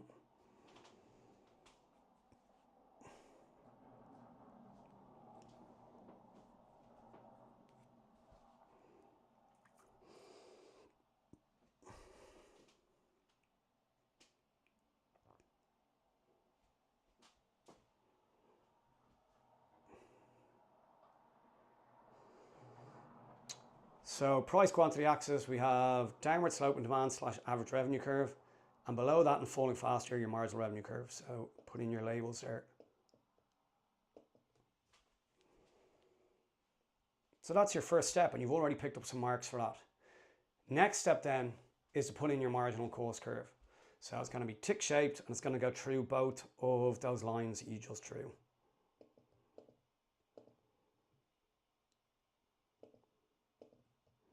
So it's going to be tick shaped, it's going to go through both of those lines that you just drew. Label it marginal cost.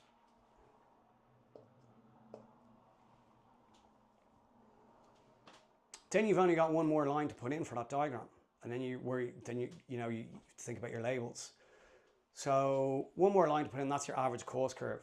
Now if you look at step 3 there, before you stick in your average cost curve in any market structure, you always have to consider if there's supernormal profits or not. So we're drawing the short run in monopolistic. So I said earlier, anytime you're dealing with the short run, there's always supernormal profits.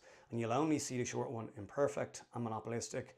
There's no short run in monopoly or oligopoly. It's just one period, right?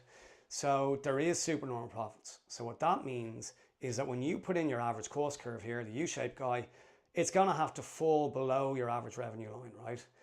And then remember the other thing I said about your average cost curve is that your marginal cost is always going to go to the minimum point, right? So just to help with the accuracy here, what I like to do is you've already put in your marginal cost curve. So somewhere in this portion of your marginal cost curve, somewhere between the 2 lines on this portion of your marginal cost curve, I'd put in a little dot. And then when I draw my average cost curve, I try and have that little dot as the minimum point. So I'm drawing my average cost curve, I'm trying to have that dot as my minimum point. And it just means that everything you've drawn then is perfectly accurate, and it's going to make your life way easier when it comes to putting in your price and your quantity and your supernormal profit.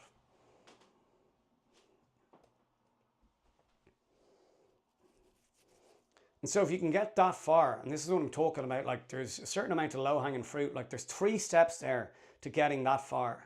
And you're picking up loads of marks just for getting that far. So like, let's say if beyond that you struggle with finding the equilibrium in price and quantity and supernormal profits, there are marks there for getting that far. So there's only 3 steps involved in that. So even if you hate the diagrams and largely want to avoid them, that's what I mean about, is there a certain part that you're willing to access? And I think that is very gettable if you just practice those steps. The remainder then is just about putting in your labels. So next thing is you want to find your equilibrium point. So like I said, you want to be very careful and very deliberate about that, because you could draw a perfect diagram and then what do? You go and fuck it up by just not putting in the right equilibrium. So I would, be double check it, triple check it when I'm labeling my equilibrium point, because it's so important. So basically you want to find where marginal cost equals marginal revenue and label it E. So here's our marginal cost, tick shaped. Here's our marginal revenue, downward sloping guy. Those 2 lines intersect there at that point. So I'm going to put in E there for equilibrium.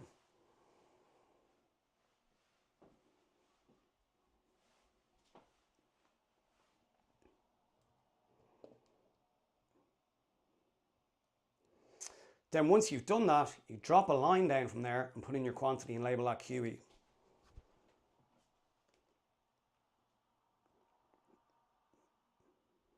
And again, like if you just think about it in terms of steps and layers, again, you're getting more marks if you can take it this a little bit further. Find that equilibrium, put in that equilibrium quantity. So you see, I've only put in the quantity here, because to show you how you go about putting in the price is, I would start down here and trace an imaginary line or a line up to my average revenue curve, then over to my price axis and label that price. So equilibrium price, P. So quantity up to my demand curve, label that P.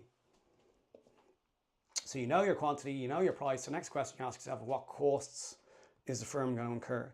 So to figure that out, again, you start down here at your quantity, and this time you follow a line up to your average cost curve. So quantity, follow a line up, it hits the average cost curve there, bring a line over, and that's your costs.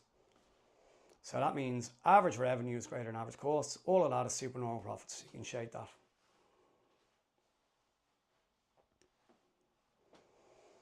Only other thing that I didn't label, only thing that I didn't label there, and I did look for this last year, and it was the first time I've ever seen this on the actual leaving cert. I've seen it, some of the mocks have done it before, but it was the first time on the actual leaving cert I've seen a mark going for this.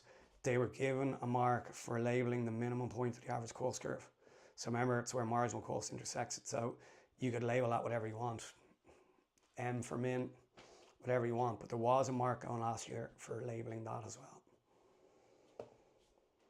But that's your most important diagram. It's the one based on probabilities because it's covering two market structures, the one that you're most likely going to have to draw or label on Friday. So again, if you don't like diagrams, just at least try and practice those steps. And you know, if you don't understand it, it might help you to rote learn it using the steps, even though, like, yeah, generally I wouldn't be a fan of trying to rote learn diagrams. It is better if you understand. It gives you way more flexibility in answering questions if you understand. But if you struggle with it, look, there you go. There's an approach you can take.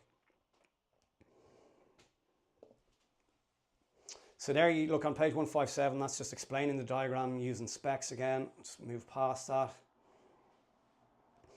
And then we're into draw and explain the long run equilibrium position of a firm in monopolistic. So this is the hardest diagram to draw. By far the hardest diagram to draw. So again, I think it is useful to have a step-by-step approach. So if you want to try and do this one with me as well, and just have a process to lock this down because it's definitely the most difficult one.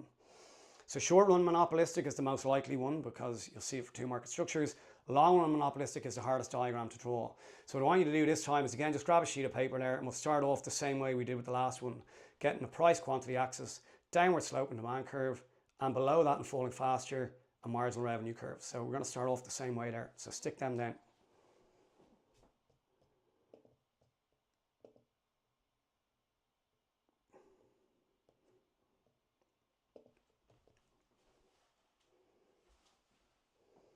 So starting off the same way there.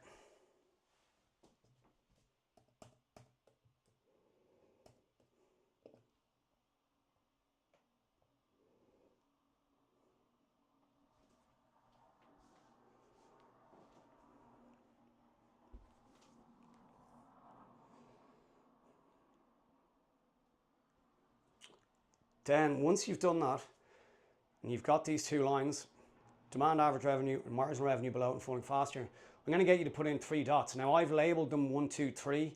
That's to signify the order that they should be done in. When you do them, I don't need to put in the number, but that's the order you're going to do them in. So 1, 2, 3. So the first dot you're going to put in is somewhere towards the bottom of your marginal revenue curve. So that's that one there. So put that guy in there.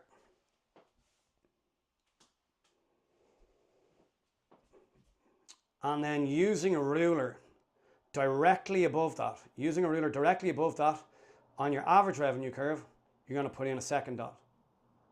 So again, you don't need to put in the number. So directly above that, using a ruler, put in a second dot on the average revenue curve. So one here, then use a ruler and put in a second one up there.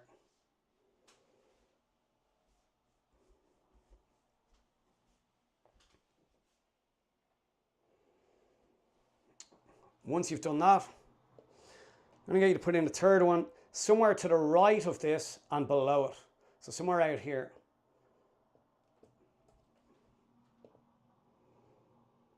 So to the right of this one here and below it, somewhere out here, I want you to put in a third one.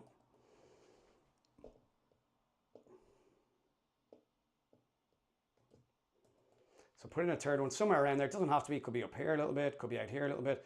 As long as it's below what you've done there and out to the right here, that's all that matters. And look, let me try and explain why I'm getting you to do that right. It's because when you draw your average cost curve, it's going to touch off that, but the minimum point is going to be there.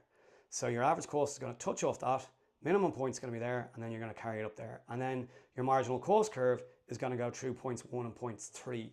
And it will mean that you've nailed your average cost, and it'll also mean that your marginal cost is going through the minimum point of your average cost curve, which is quite hard to do here. So the next thing you want to do then is to put in that average cost curve.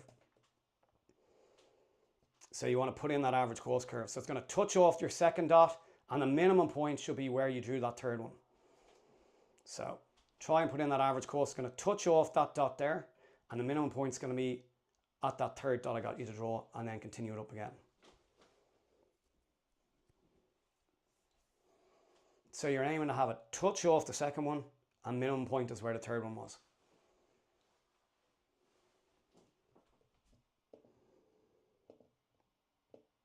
Label it average cost.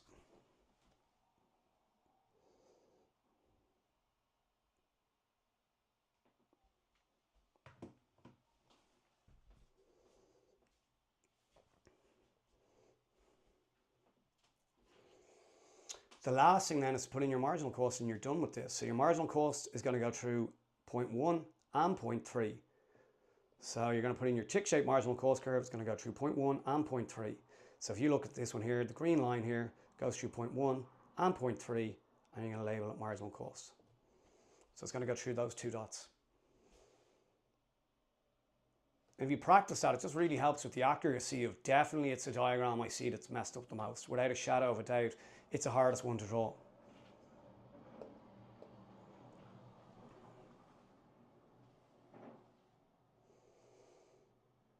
So the last thing to do is then just put in your labels, right? So again, be very deliberate about finding marginal cost is there. Marginal revenue is down here. So that they intersect here at point E. Drop a line down, put in your quantity. Now you know your quantity, you ask yourself what price are they going to charge. So to figure that out, you start down here at quantity, bring a line up to the demand curve, hits it there, bring it over here, label that price. Now you know the price, you know your quantity, you ask yourself what costs are they going to have. So again, you start down here at the quantity and bring a line up to the average cost curve, which is the red line here, hits it there. So bring a line over and label that costs. So here, average revenue and average cost are the same, so there's only normal profits been made. And then your diagram is done. But that's definitely the hardest one to draw. So look, I would encourage you, go and practice that process and see if you can make it second nature. And again, there's a lot of marks. If you can get that far and just follow the process, you're getting most of the marks for getting that far, right? Then what you have on page 159 is just specs explaining that. Just remember, the S is you're saying whether the supernormal profits been earned or not. In this case, you just say there's no supernormal profits, and you have to give the condition for normal profits. So you're showing the examiner, you know, that AR equal AC, that is normal profits. So the condition and giving that condition is really important. And then the same thing with equilibrium, always saying it's where marginal cost equals marginal revenue. That's what the examiner wants to see. Moving on, oligopoly. So look, you don't, according to, I know it was on one of the mocks, right? According to, if you pick up the Leaving Cert Economics syllabus, it says that you have to be able to draw and explain all the diagrams, except oligopoly. It doesn't mention oligopoly. And I know it took one of the mocks to draw the equilibrium position of oligopoly, but I think that was a poor question. It shouldn't have been asked. Like actually, even back in the old course in economics, I think only once in about 20 years did it come up to draw oligopoly. So it's rare anyway. I think it's recognition that it's by far and away the most complicated diagram, right? Now, I probably, with my students, feel more comfortable if you're able to draw and explain it, just to be sure. But like if your mind's totally frazzled by diagrams and market structures, I wouldn't be stressing about trying to draw the oligopoly one, because it just does seem unlikely to be asked to draw and explain the equilibrium position in oligopoly. However, you do need to be able to label the diagram given to you if it is given to you. So that question has actually already been asked on the new course. So yeah, you might be asked to draw from scratch, but it's totally fair game to be asked to label the oligopoly diagram. Or yeah, maybe you get asked to draw and explain the shape of the demand curve. So remember, with oligopoly, you've got a kink demand curve. So you've got a demand curve that looks like this. It's got kind of two portions. It's got an elastic portion and an inelastic portion. So with that, what you do is you just explain the two portions. So AB is elastic, you say Y. BC is inelastic, you say Y.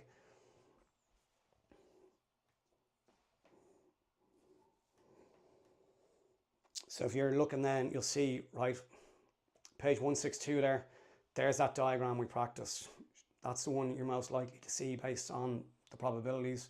It's the monopoly diagram. It's the same as the short run in imperfect or monopolistic.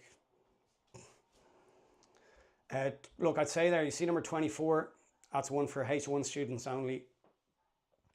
Very, very good question. If you want to test yourself to see, like, am I all over my market structures? It's a question from the old course where you had to compare monopoly and perfect competition on the same diagram. Like, unlikely you see a question like that. But if you are really intent on getting a H1, it's a good one to be able to think your way through. Just to tell you, it's actually maybe not as difficult as you might think, right? So the monopoly diagram that we just drew, we had downward slope and demand average revenue curve. We had a marginal revenue curve below it and falling faster. We had a U-shaped average cost curve. And we had a tick-shaped marginal cost curve, right? So that was our short-run monopolistic or monopoly diagram. If you wanted to add perfect competition onto that, you'd only need one line. You would actually only need to put in that line there. So your average cost curve would just be sitting on top of that line there. And all of a sudden you've added perfect competition to it. But yeah, you need obviously a bit of skill to be able to find the two different equilibriums and compare the headings, price, output, profits, and efficiency. But it's a great question if you really want to see if you know your market structures. Okay, so moving away from market structures, we're into the last 5 or 6 diagrams, I think. Explain how the equilibrium price of land is determined. So I suppose the important thing here, we have price, we have quantity, land is fixed. So again, we've got that, we have that fixed supply curve because that's one of the economic characteristics of land. Even if the price increases, we can't add more of it. We have a downward slope in the demand curve. So those two intersect there, that'll be the equilibrium price. So you want to say that in your explanation. Supply of land is fixed, demand is downward sloping, and equilibrium is at P where demand is equal to supply.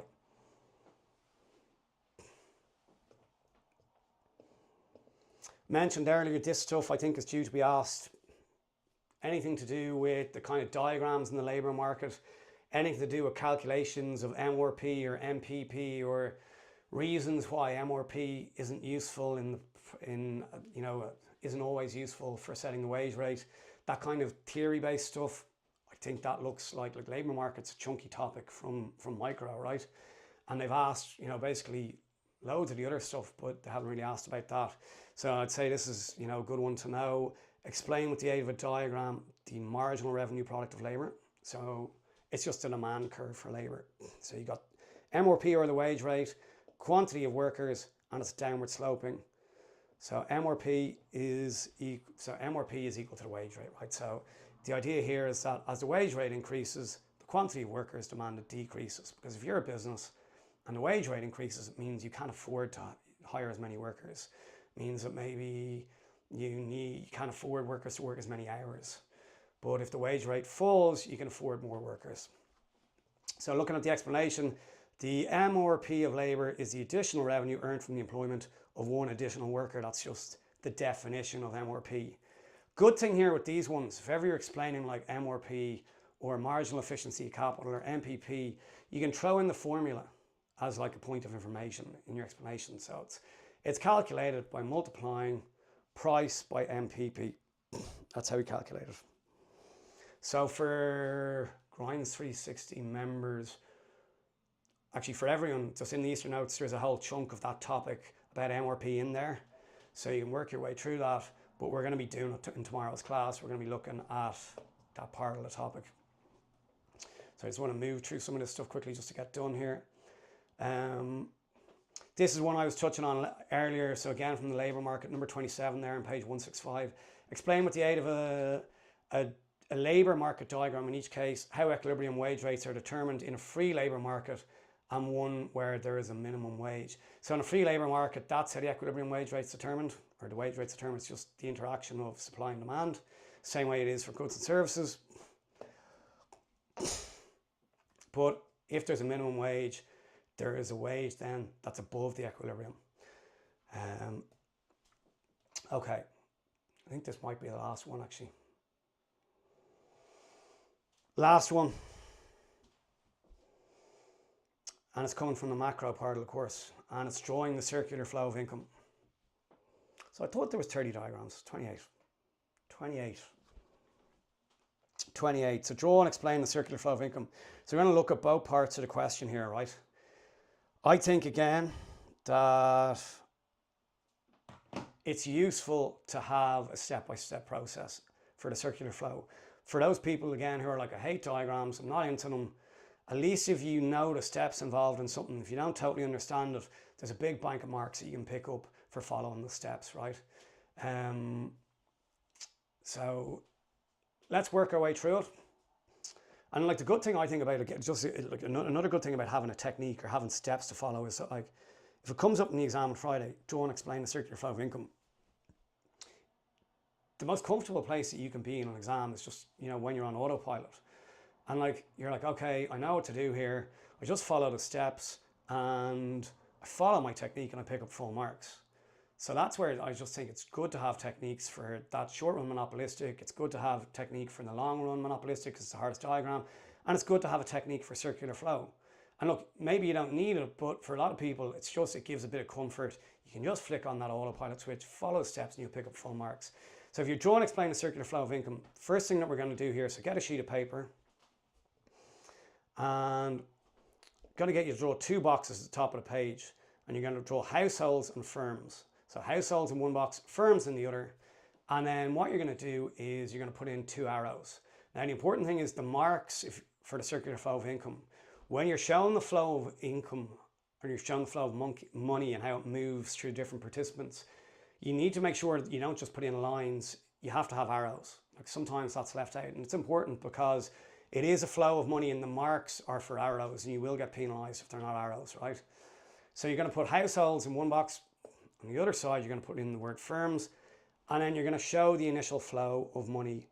So one arrow going from firms to households, and one arrow going from households back to firms.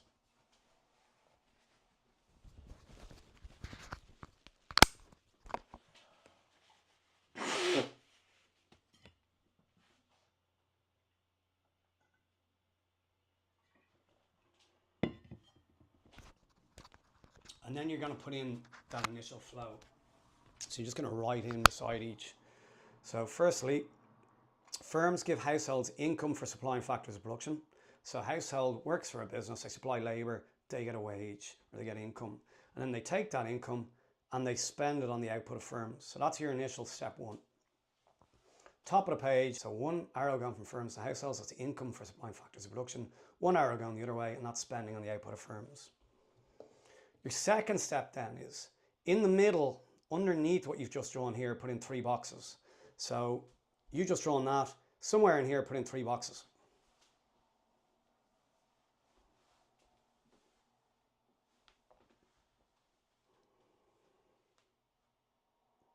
And in those three boxes, you want to just write in the three remaining economic participants. So according to our circular flow of income, we've got five kind of participants in the economy. One is households, one is businesses, and then the other three are banks or financial institutions, the government, and then foreign markets. So you just write them into the three boxes. So you've drawn your initial relationship, then beneath them, in the middle here, you draw three more boxes and you just write in the participants. That's your second step.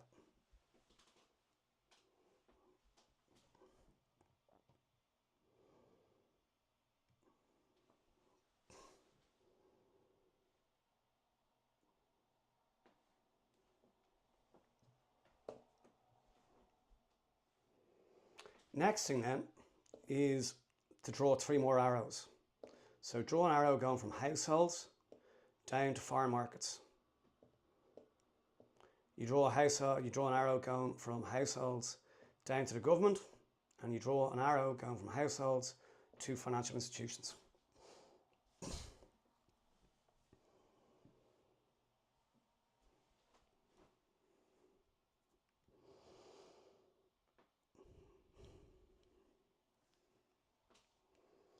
And then beside each arrow, you just write in the associated leakage.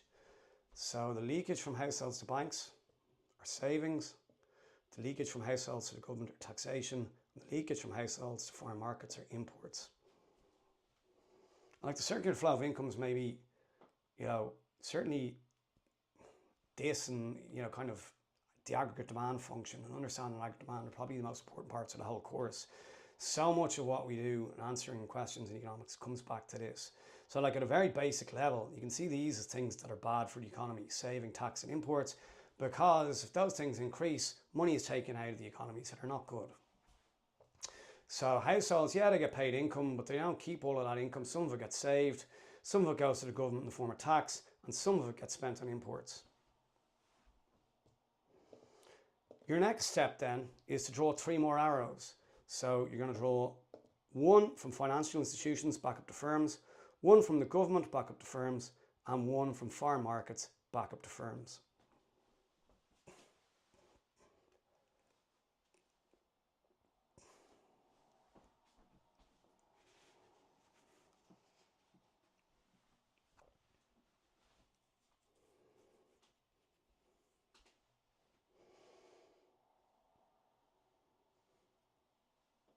Last thing then, and you're done, is to write in the associated injections. So financial institutions, they give businesses loans that they can use to invest in capital. So investment is the injection. So banks will lend businesses money to invest in capital. So investment is the injection. Government spending is the injection. They'll spend money and that money will end up making its way back to businesses, and foreign customers will buy Irish goods abroad. So exports is the last injection.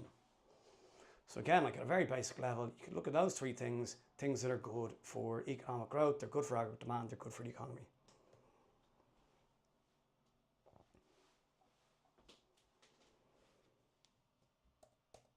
So you could go and just practice those steps. Again, with no understanding of the circular flow, I think you could go and practice those steps and just be able to implement the strategy. If you see the question on Friday and you don't understand it, so look, and I'm just coming back to that question earlier, if you don't like diagrams, there are steps you can take to help you get marks. Last thing then, to finish on, is just the explanation of the circular flow of income. So often what happens with the explanation is like 10 marks. And the 10 marks are, usually they're looking for 5 things, 2 marks each. So really the 5 things they're looking for is the role of each participant. Like if you think about it, the participants are households, businesses, banks, the government, and foreign markets. So I want you to explain the role of those 5 participants. So if you don't know that, what often happens is, and this can happen to some really talented students, and again, the answer box is kind of encouraging you to write a big paragraph. You can get lost in really explaining, the overall impact of leakages and injections or something like that. And if injections are greater than leakages, it's good for aggregate demand or something like that. But that's not what the examiner is looking for. So again, I try and encourage you to forget about writing a paragraph and give bullet points. The same way with the supply and demand question. Give 5 bullet points, 1 for each of the participants explaining their role. Now, crucially, for 3 of those participants, so for financial institutions, for the government, and for foreign markets, you also have to refer to the associated leakage or injection. So if you're looking at this from the old market scheme, explanation 10 marks, each bulleted point 2 marks each. Reference to injections consisting of the 3 injections, so government spending, investment and exports, 2 marks, and reference to leakages, tax saving and imports at 2 marks each. So just to show you how you might do that, first bullet point, you're explaining households. So they supply the factors of production to firms who pay these households for their input. So they get paid a wage for supplying labour, for example. Then you explain the role of firms in your second bullet point. So that's the second participant. Firms produce goods and services from what households provide them with. So the labour they provide them with. And households spend income on these goods and services.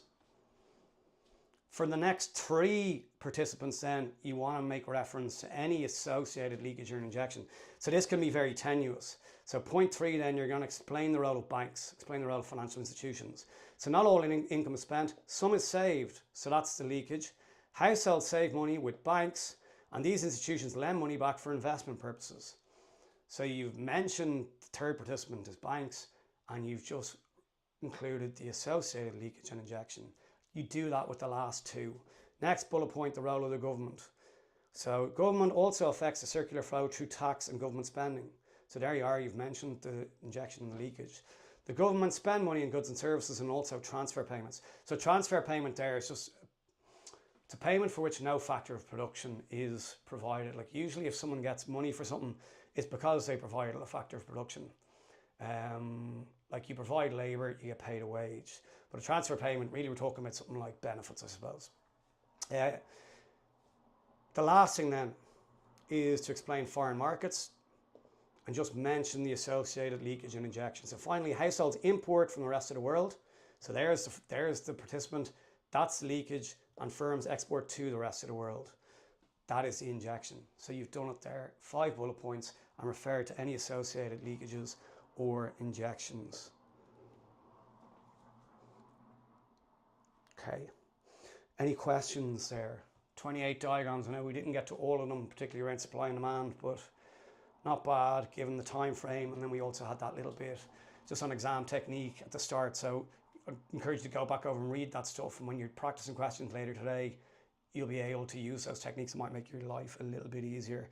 Dylan asked, you need to know all 4 diagrams for perfect competition. All 4.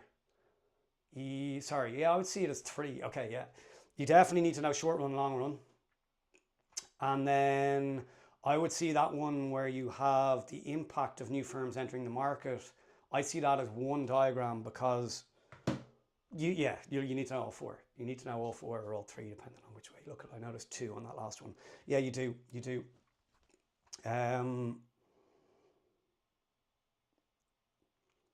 You have been asked to draw that one with the impact of entry on new firms in the past. You've been asked to just label it in the past. So yeah, I would know it. What other questions do we have there? Anything else?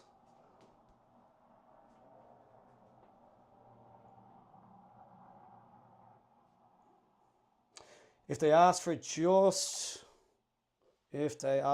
long run, would you show the old? Don't know what you mean. If they asked for just long run, just the old.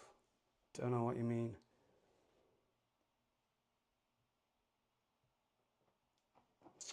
Don't know what you mean there, Dylan. So like if they asked for just long run, would you show the old? I just draw the long run. So I just draw the long run. So the only difference is that your demand curve is a little bit further down. But yeah, I just draw the long run, if that makes sense. So Leisha, hi Dave, in terms of short questions, how do examiners decide which questions to weight 13 and which ones? So the extra mark is for your first 4 fully correct, I think it is. Does that make sense? Yeah, it's for the first 4 fully correct.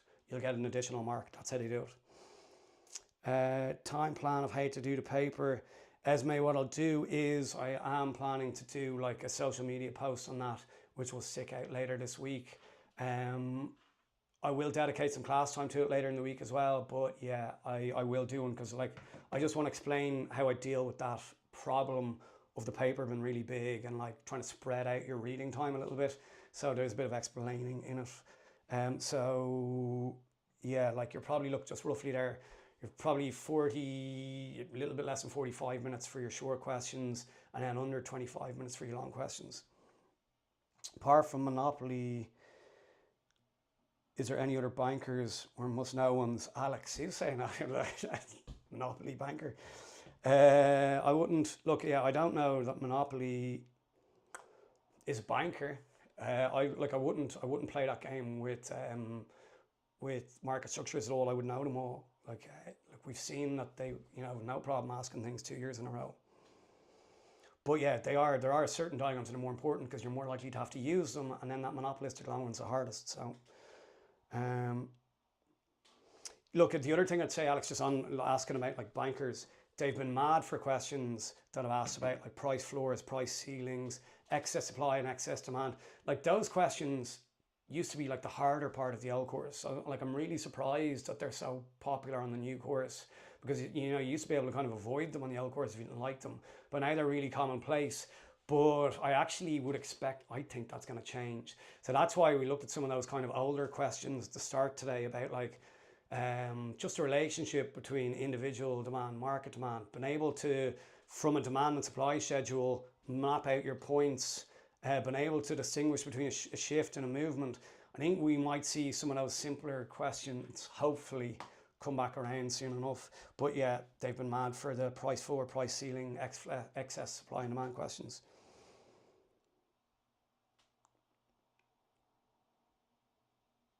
Sorry, would you show the short run demand on the long run curve is what I meant? Yes. Yeah. On the long run diagram is what you mean, I think, yes. Yeah. But you wouldn't obviously need both demand curves. You'd only have the higher up one, if that makes sense. I hope that makes sense. Tell me that makes sense, Dylan. Any other questions?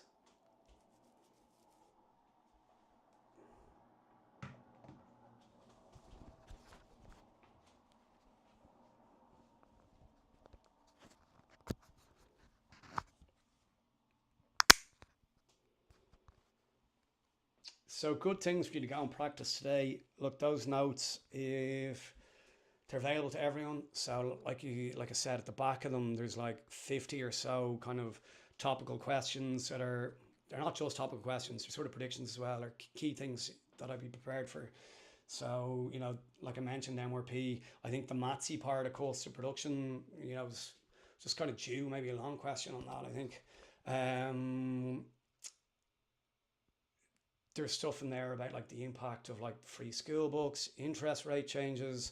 They're good questions to go and practice, and there's suggested answers in there for you as well. Um, there's questions in there based on stuff that hasn't appeared in the new course. So like there's learning outcomes about like fair trade, stuff like that hasn't been asked about. So there's questions in there about that stuff. So if you do want to practice some stuff that you might see those questions at the end are really good for today, you can go and take them away.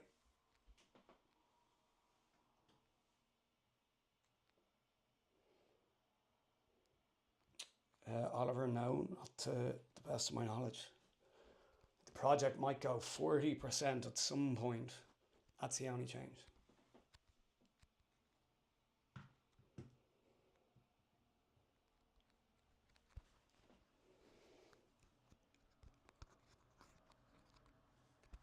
Any other questions there? That's all good.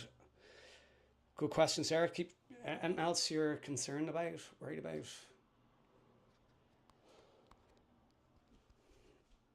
Might just flick open my little spreadsheet here. It kind of has predictions.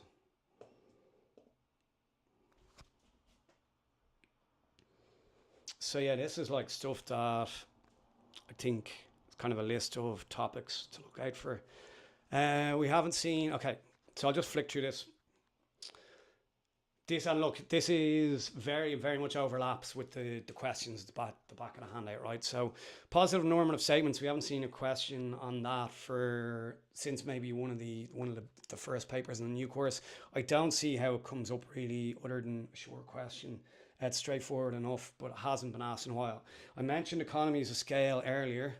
I'd totally be prepared for economies of scale. So being able to explain economies, diseconomies, and having examples of internal and external that you can apply to any business, because recent questions on economies of scale, I've looked for you to give examples of economies of scale that could apply to a particular scenario. So be prepared for that. See here then, this says MATS costs. So like I say, the MATSI part of cost of production is definitely something to be well prepared for. There has been cost of production questions in recent years, but actually a lot of focus on the diagrams and the relationship between marginal cost and average cost, that type of thing. But there's been very little, particularly in the way long questions in terms of calculations of cost. Brilliant question to go and practice is the one from 2019, right? If you can nail that question, you're all over cost of production. So that's H1 stuff. I did put a sample again, coming back to those questions in the back of the notes. There is a question that I changed the numbers on, but it's based on the 2019 question. So you can go and do the 2019 question, and then you can go and actually do more practice of the same question in the back of that handout there. Because I think that's a really good one. If you can do that, you're all over the MATSI parts of course. Fiscal policy in the business cycle. So this cropped up on actually somewhere in both of the mock companies mocks, and I think they were great questions. There was one of them in particular, can't remember if I think it was DEB, And they have some really good questions in there about how you might actually use fiscal policy to stabilize the business cycle. So again, this is one of those things that like the course is really clear. Like you pick up the economic syllabus and it's like, you need to know this, and they haven't asked any questions on it. So I can't imagine that that stays that way for forever. So yeah, I'd certainly be just try and understand how you use contractionary and expansionary fiscal policy to stabilize the business cycle. And again, I put in some questions at the back in the notes there on that, and there are answers, so you can work your way through that. The limitations in fiscal policy to stabilize the business cycle is part of the same thing. Then we're into some topical stuff, so I put in a question about the free school book scheme, and I tried to tie it to like market failure. It's the first question in there. Government introduced an excise on vapes. You could get asked about that. I put a question in there on it. Fair trade hasn't been asked about, so that's why it's there. There's been no questions in terms of the different types of market failure. Public goods is the only type of market failure that hasn't been asked about. But actually, the economics syllabus doesn't mention public goods as a type that you need to know. So you need to know about externalities, monopoly power. But yeah, it doesn't list public goods, asymmetric info, but public goods is one, and I could see them going for it. So it might be worth throwing your eye over. This stuff about MRP and MPP, I'd definitely go and have a look at that. Like last year from that topic, we did get asked about the factors that affect the demand for labour. Occupational mobility of labour has popped up. The mobility of labour has popped up. The factors affecting the supply of labour hasn't been asked about actually from that, so that definitely could crop up. But certainly just MPP, MRP, the calculations of those, the whole MRP theory of wages, why it's not useful, particularly in the public sector. Protectionism is definitely one to be kind of prepared for. So I got asked questions earlier about like, do we need to know about like kind of Trump and tariffs because they only happened well after the exam was set? And I think that's, totally valid line of thinking, but actually, like, if you think about it, he was elected back in November, and it was widely kind of touted at the time. It was part of his whole like election thing that I'm going to do this. So it was quite topical around when the questions were being drawn. So I'd certainly be prepared for questions on the impact of tariffs on Irish exports. Again, there's questions in that at the end of the booklet, so you can go and practice them. The next one there, interest rates. So interest rates have come up certainly the last 4 years. And we had like, they're often the big economic story. So like interest rates are now recently got lowered again. Last week, that's the 8th time in a year. So knowing the impact of falling interest rates and probably considering it from a variety of perspectives. So what does it mean for businesses? What does it mean for households? I'd say that's definitely one to be prepared for. Like I looked at the budget and it's kind of hard. Like I looked at the budget and like when I look at the budget, I'm like, this is all a bit meh, really, from an exam kind of perspective. So you could get asked, the impact of reduction in USC, or you could get asked about the impact and change in the tax bands. Again, the questions are at the back of the handout. You can go and practice them and look at sample answers. You could get asked something like, obviously, they like, and I would encourage everyone to go back and read their project over the next couple of days, because generally speaking, they like to reward you for having engaged with a topic with your project by asking an exam question about it. So given that the whole VAT thing was quite topical to a lot of projects out there, you might get asked about like arguments for or against potential reduction in VAT for certain sectors. I see there's something on the IHDI that hasn't been asked about in the new course. So again, the spec is very clear. Like the syllabus says, you need to know about like the IHDI, and I don't think there's been one exam question. There's been exam questions on the HDI, but nothing on the IHDI. So something to just maybe have a quick look at. The whole financial sector. So the last sort of chapter in strand 4 looks really lightly assessed to me. So how do banks create credit? What's the impact, the positive and negatives of banks creating credit in the economy? All that stuff looks really lightly assessed. Again, the questions are at the back of the handout. A question I love that I would love to see is how do we become less reliant on foreign direct investment? Because it's the whole economic story that we're facing, that we're over-reliant on a few multinationals to pay our corporation tax and hire loads of people. How do we become less reliant on them? And I think you should be asked in an exam how we do that. And again, that is in there, okay? It is at the back of the handout. Some of the kind of usual suspects, changes in PAYE bands, I mentioned that. You could get asked about causes of restaurant closures. It's coming back to they like to ask you about your projects. The deposit return scheme did come up last year, but still remains topical. Apple tax. So again, there's questions about these things. The back of the handout. Apple tax. Yeah. Dublin Airport passenger cap. Again, there's a question in there. Ticket Oasis surge pricing. I suppose like that was kind of the big ticket thing I think this year. And it was really the use of kind of that dynamic pricing that was the big story of it, that like loads of people were online at the time trying to get tickets. And, you know, there was an option when no normal tickets were available to pay higher prices. So they did use this dynamic pricing model, but I tried to incorporate it into a question at the back of the handout for you anyway. Hot school meals could be a potential question. I put one in for you. EU trade agreement. AI and its impact. So AI could easily be something. I actually thought we'd see an AI question last year, and if it does crop up, it's probably about like the impact on the labour market. Again, I put a sample question in there for you so you can go and look at it.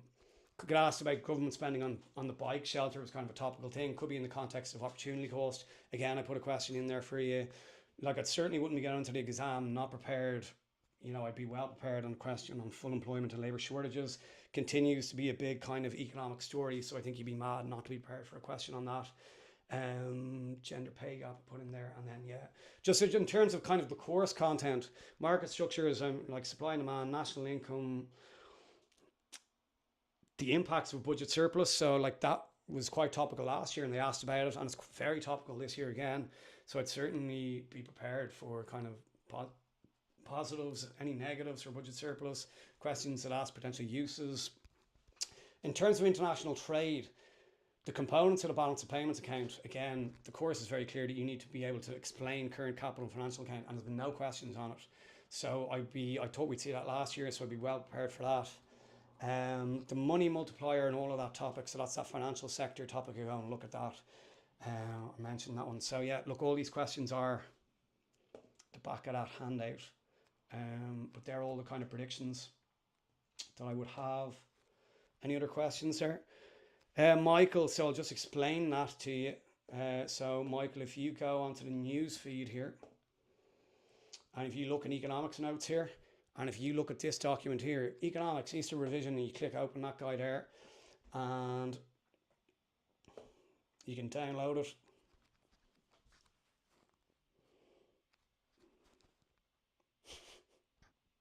They're at the end of this anyway, right? They're at the very bottom of that. There's about 50 or so questions with sample answers. I've done out market schemes. So that's where you can find them anyway.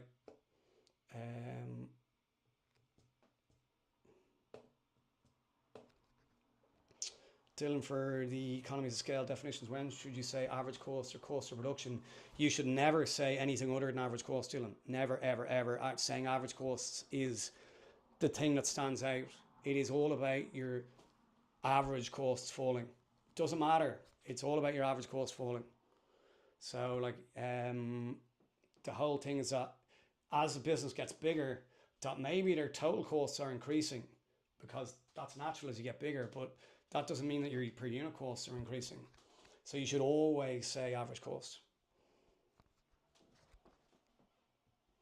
John, I'm not sure what you mean. For what? And then just remember as well, if anyone joined in late, we got those. There is another set of notes there, just will help you maybe later on. This kind of things I talk about throughout the year, about exam techniques that will help you in certain situations. You can go and have a look at that as well.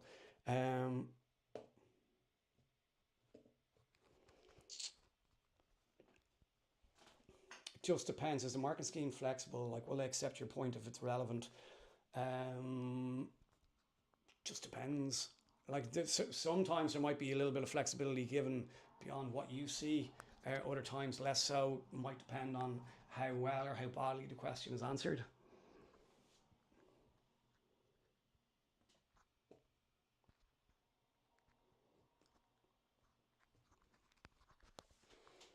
Okay, if you have questions, look, I'll hang on and just hang on for another few minutes. But otherwise, take it easy. I will see everyone tomorrow, 10 o'clock again. So tomorrow's class, we're going to be focused more on topics. We will look at some of those kind of key questions from the back of the pack. but we'll be working our way through topics and the actual, not just full topics, but the part of topics I think are most important. So that's the plan for tomorrow. Good things to focus on for the rest of the day. Like I say, if you want to go away practicing any of these things, probably good. Looking at those questions at the back of the handout's a good idea. Ella, you're welcome. No problem. No problem. Very welcome.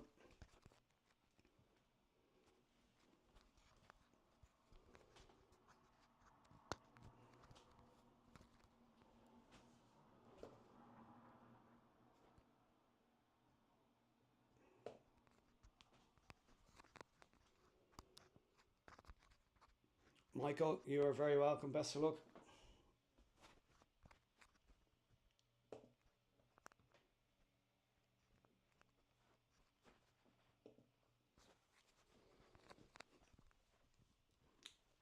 Welcome, Alicia. No worries, Katrina.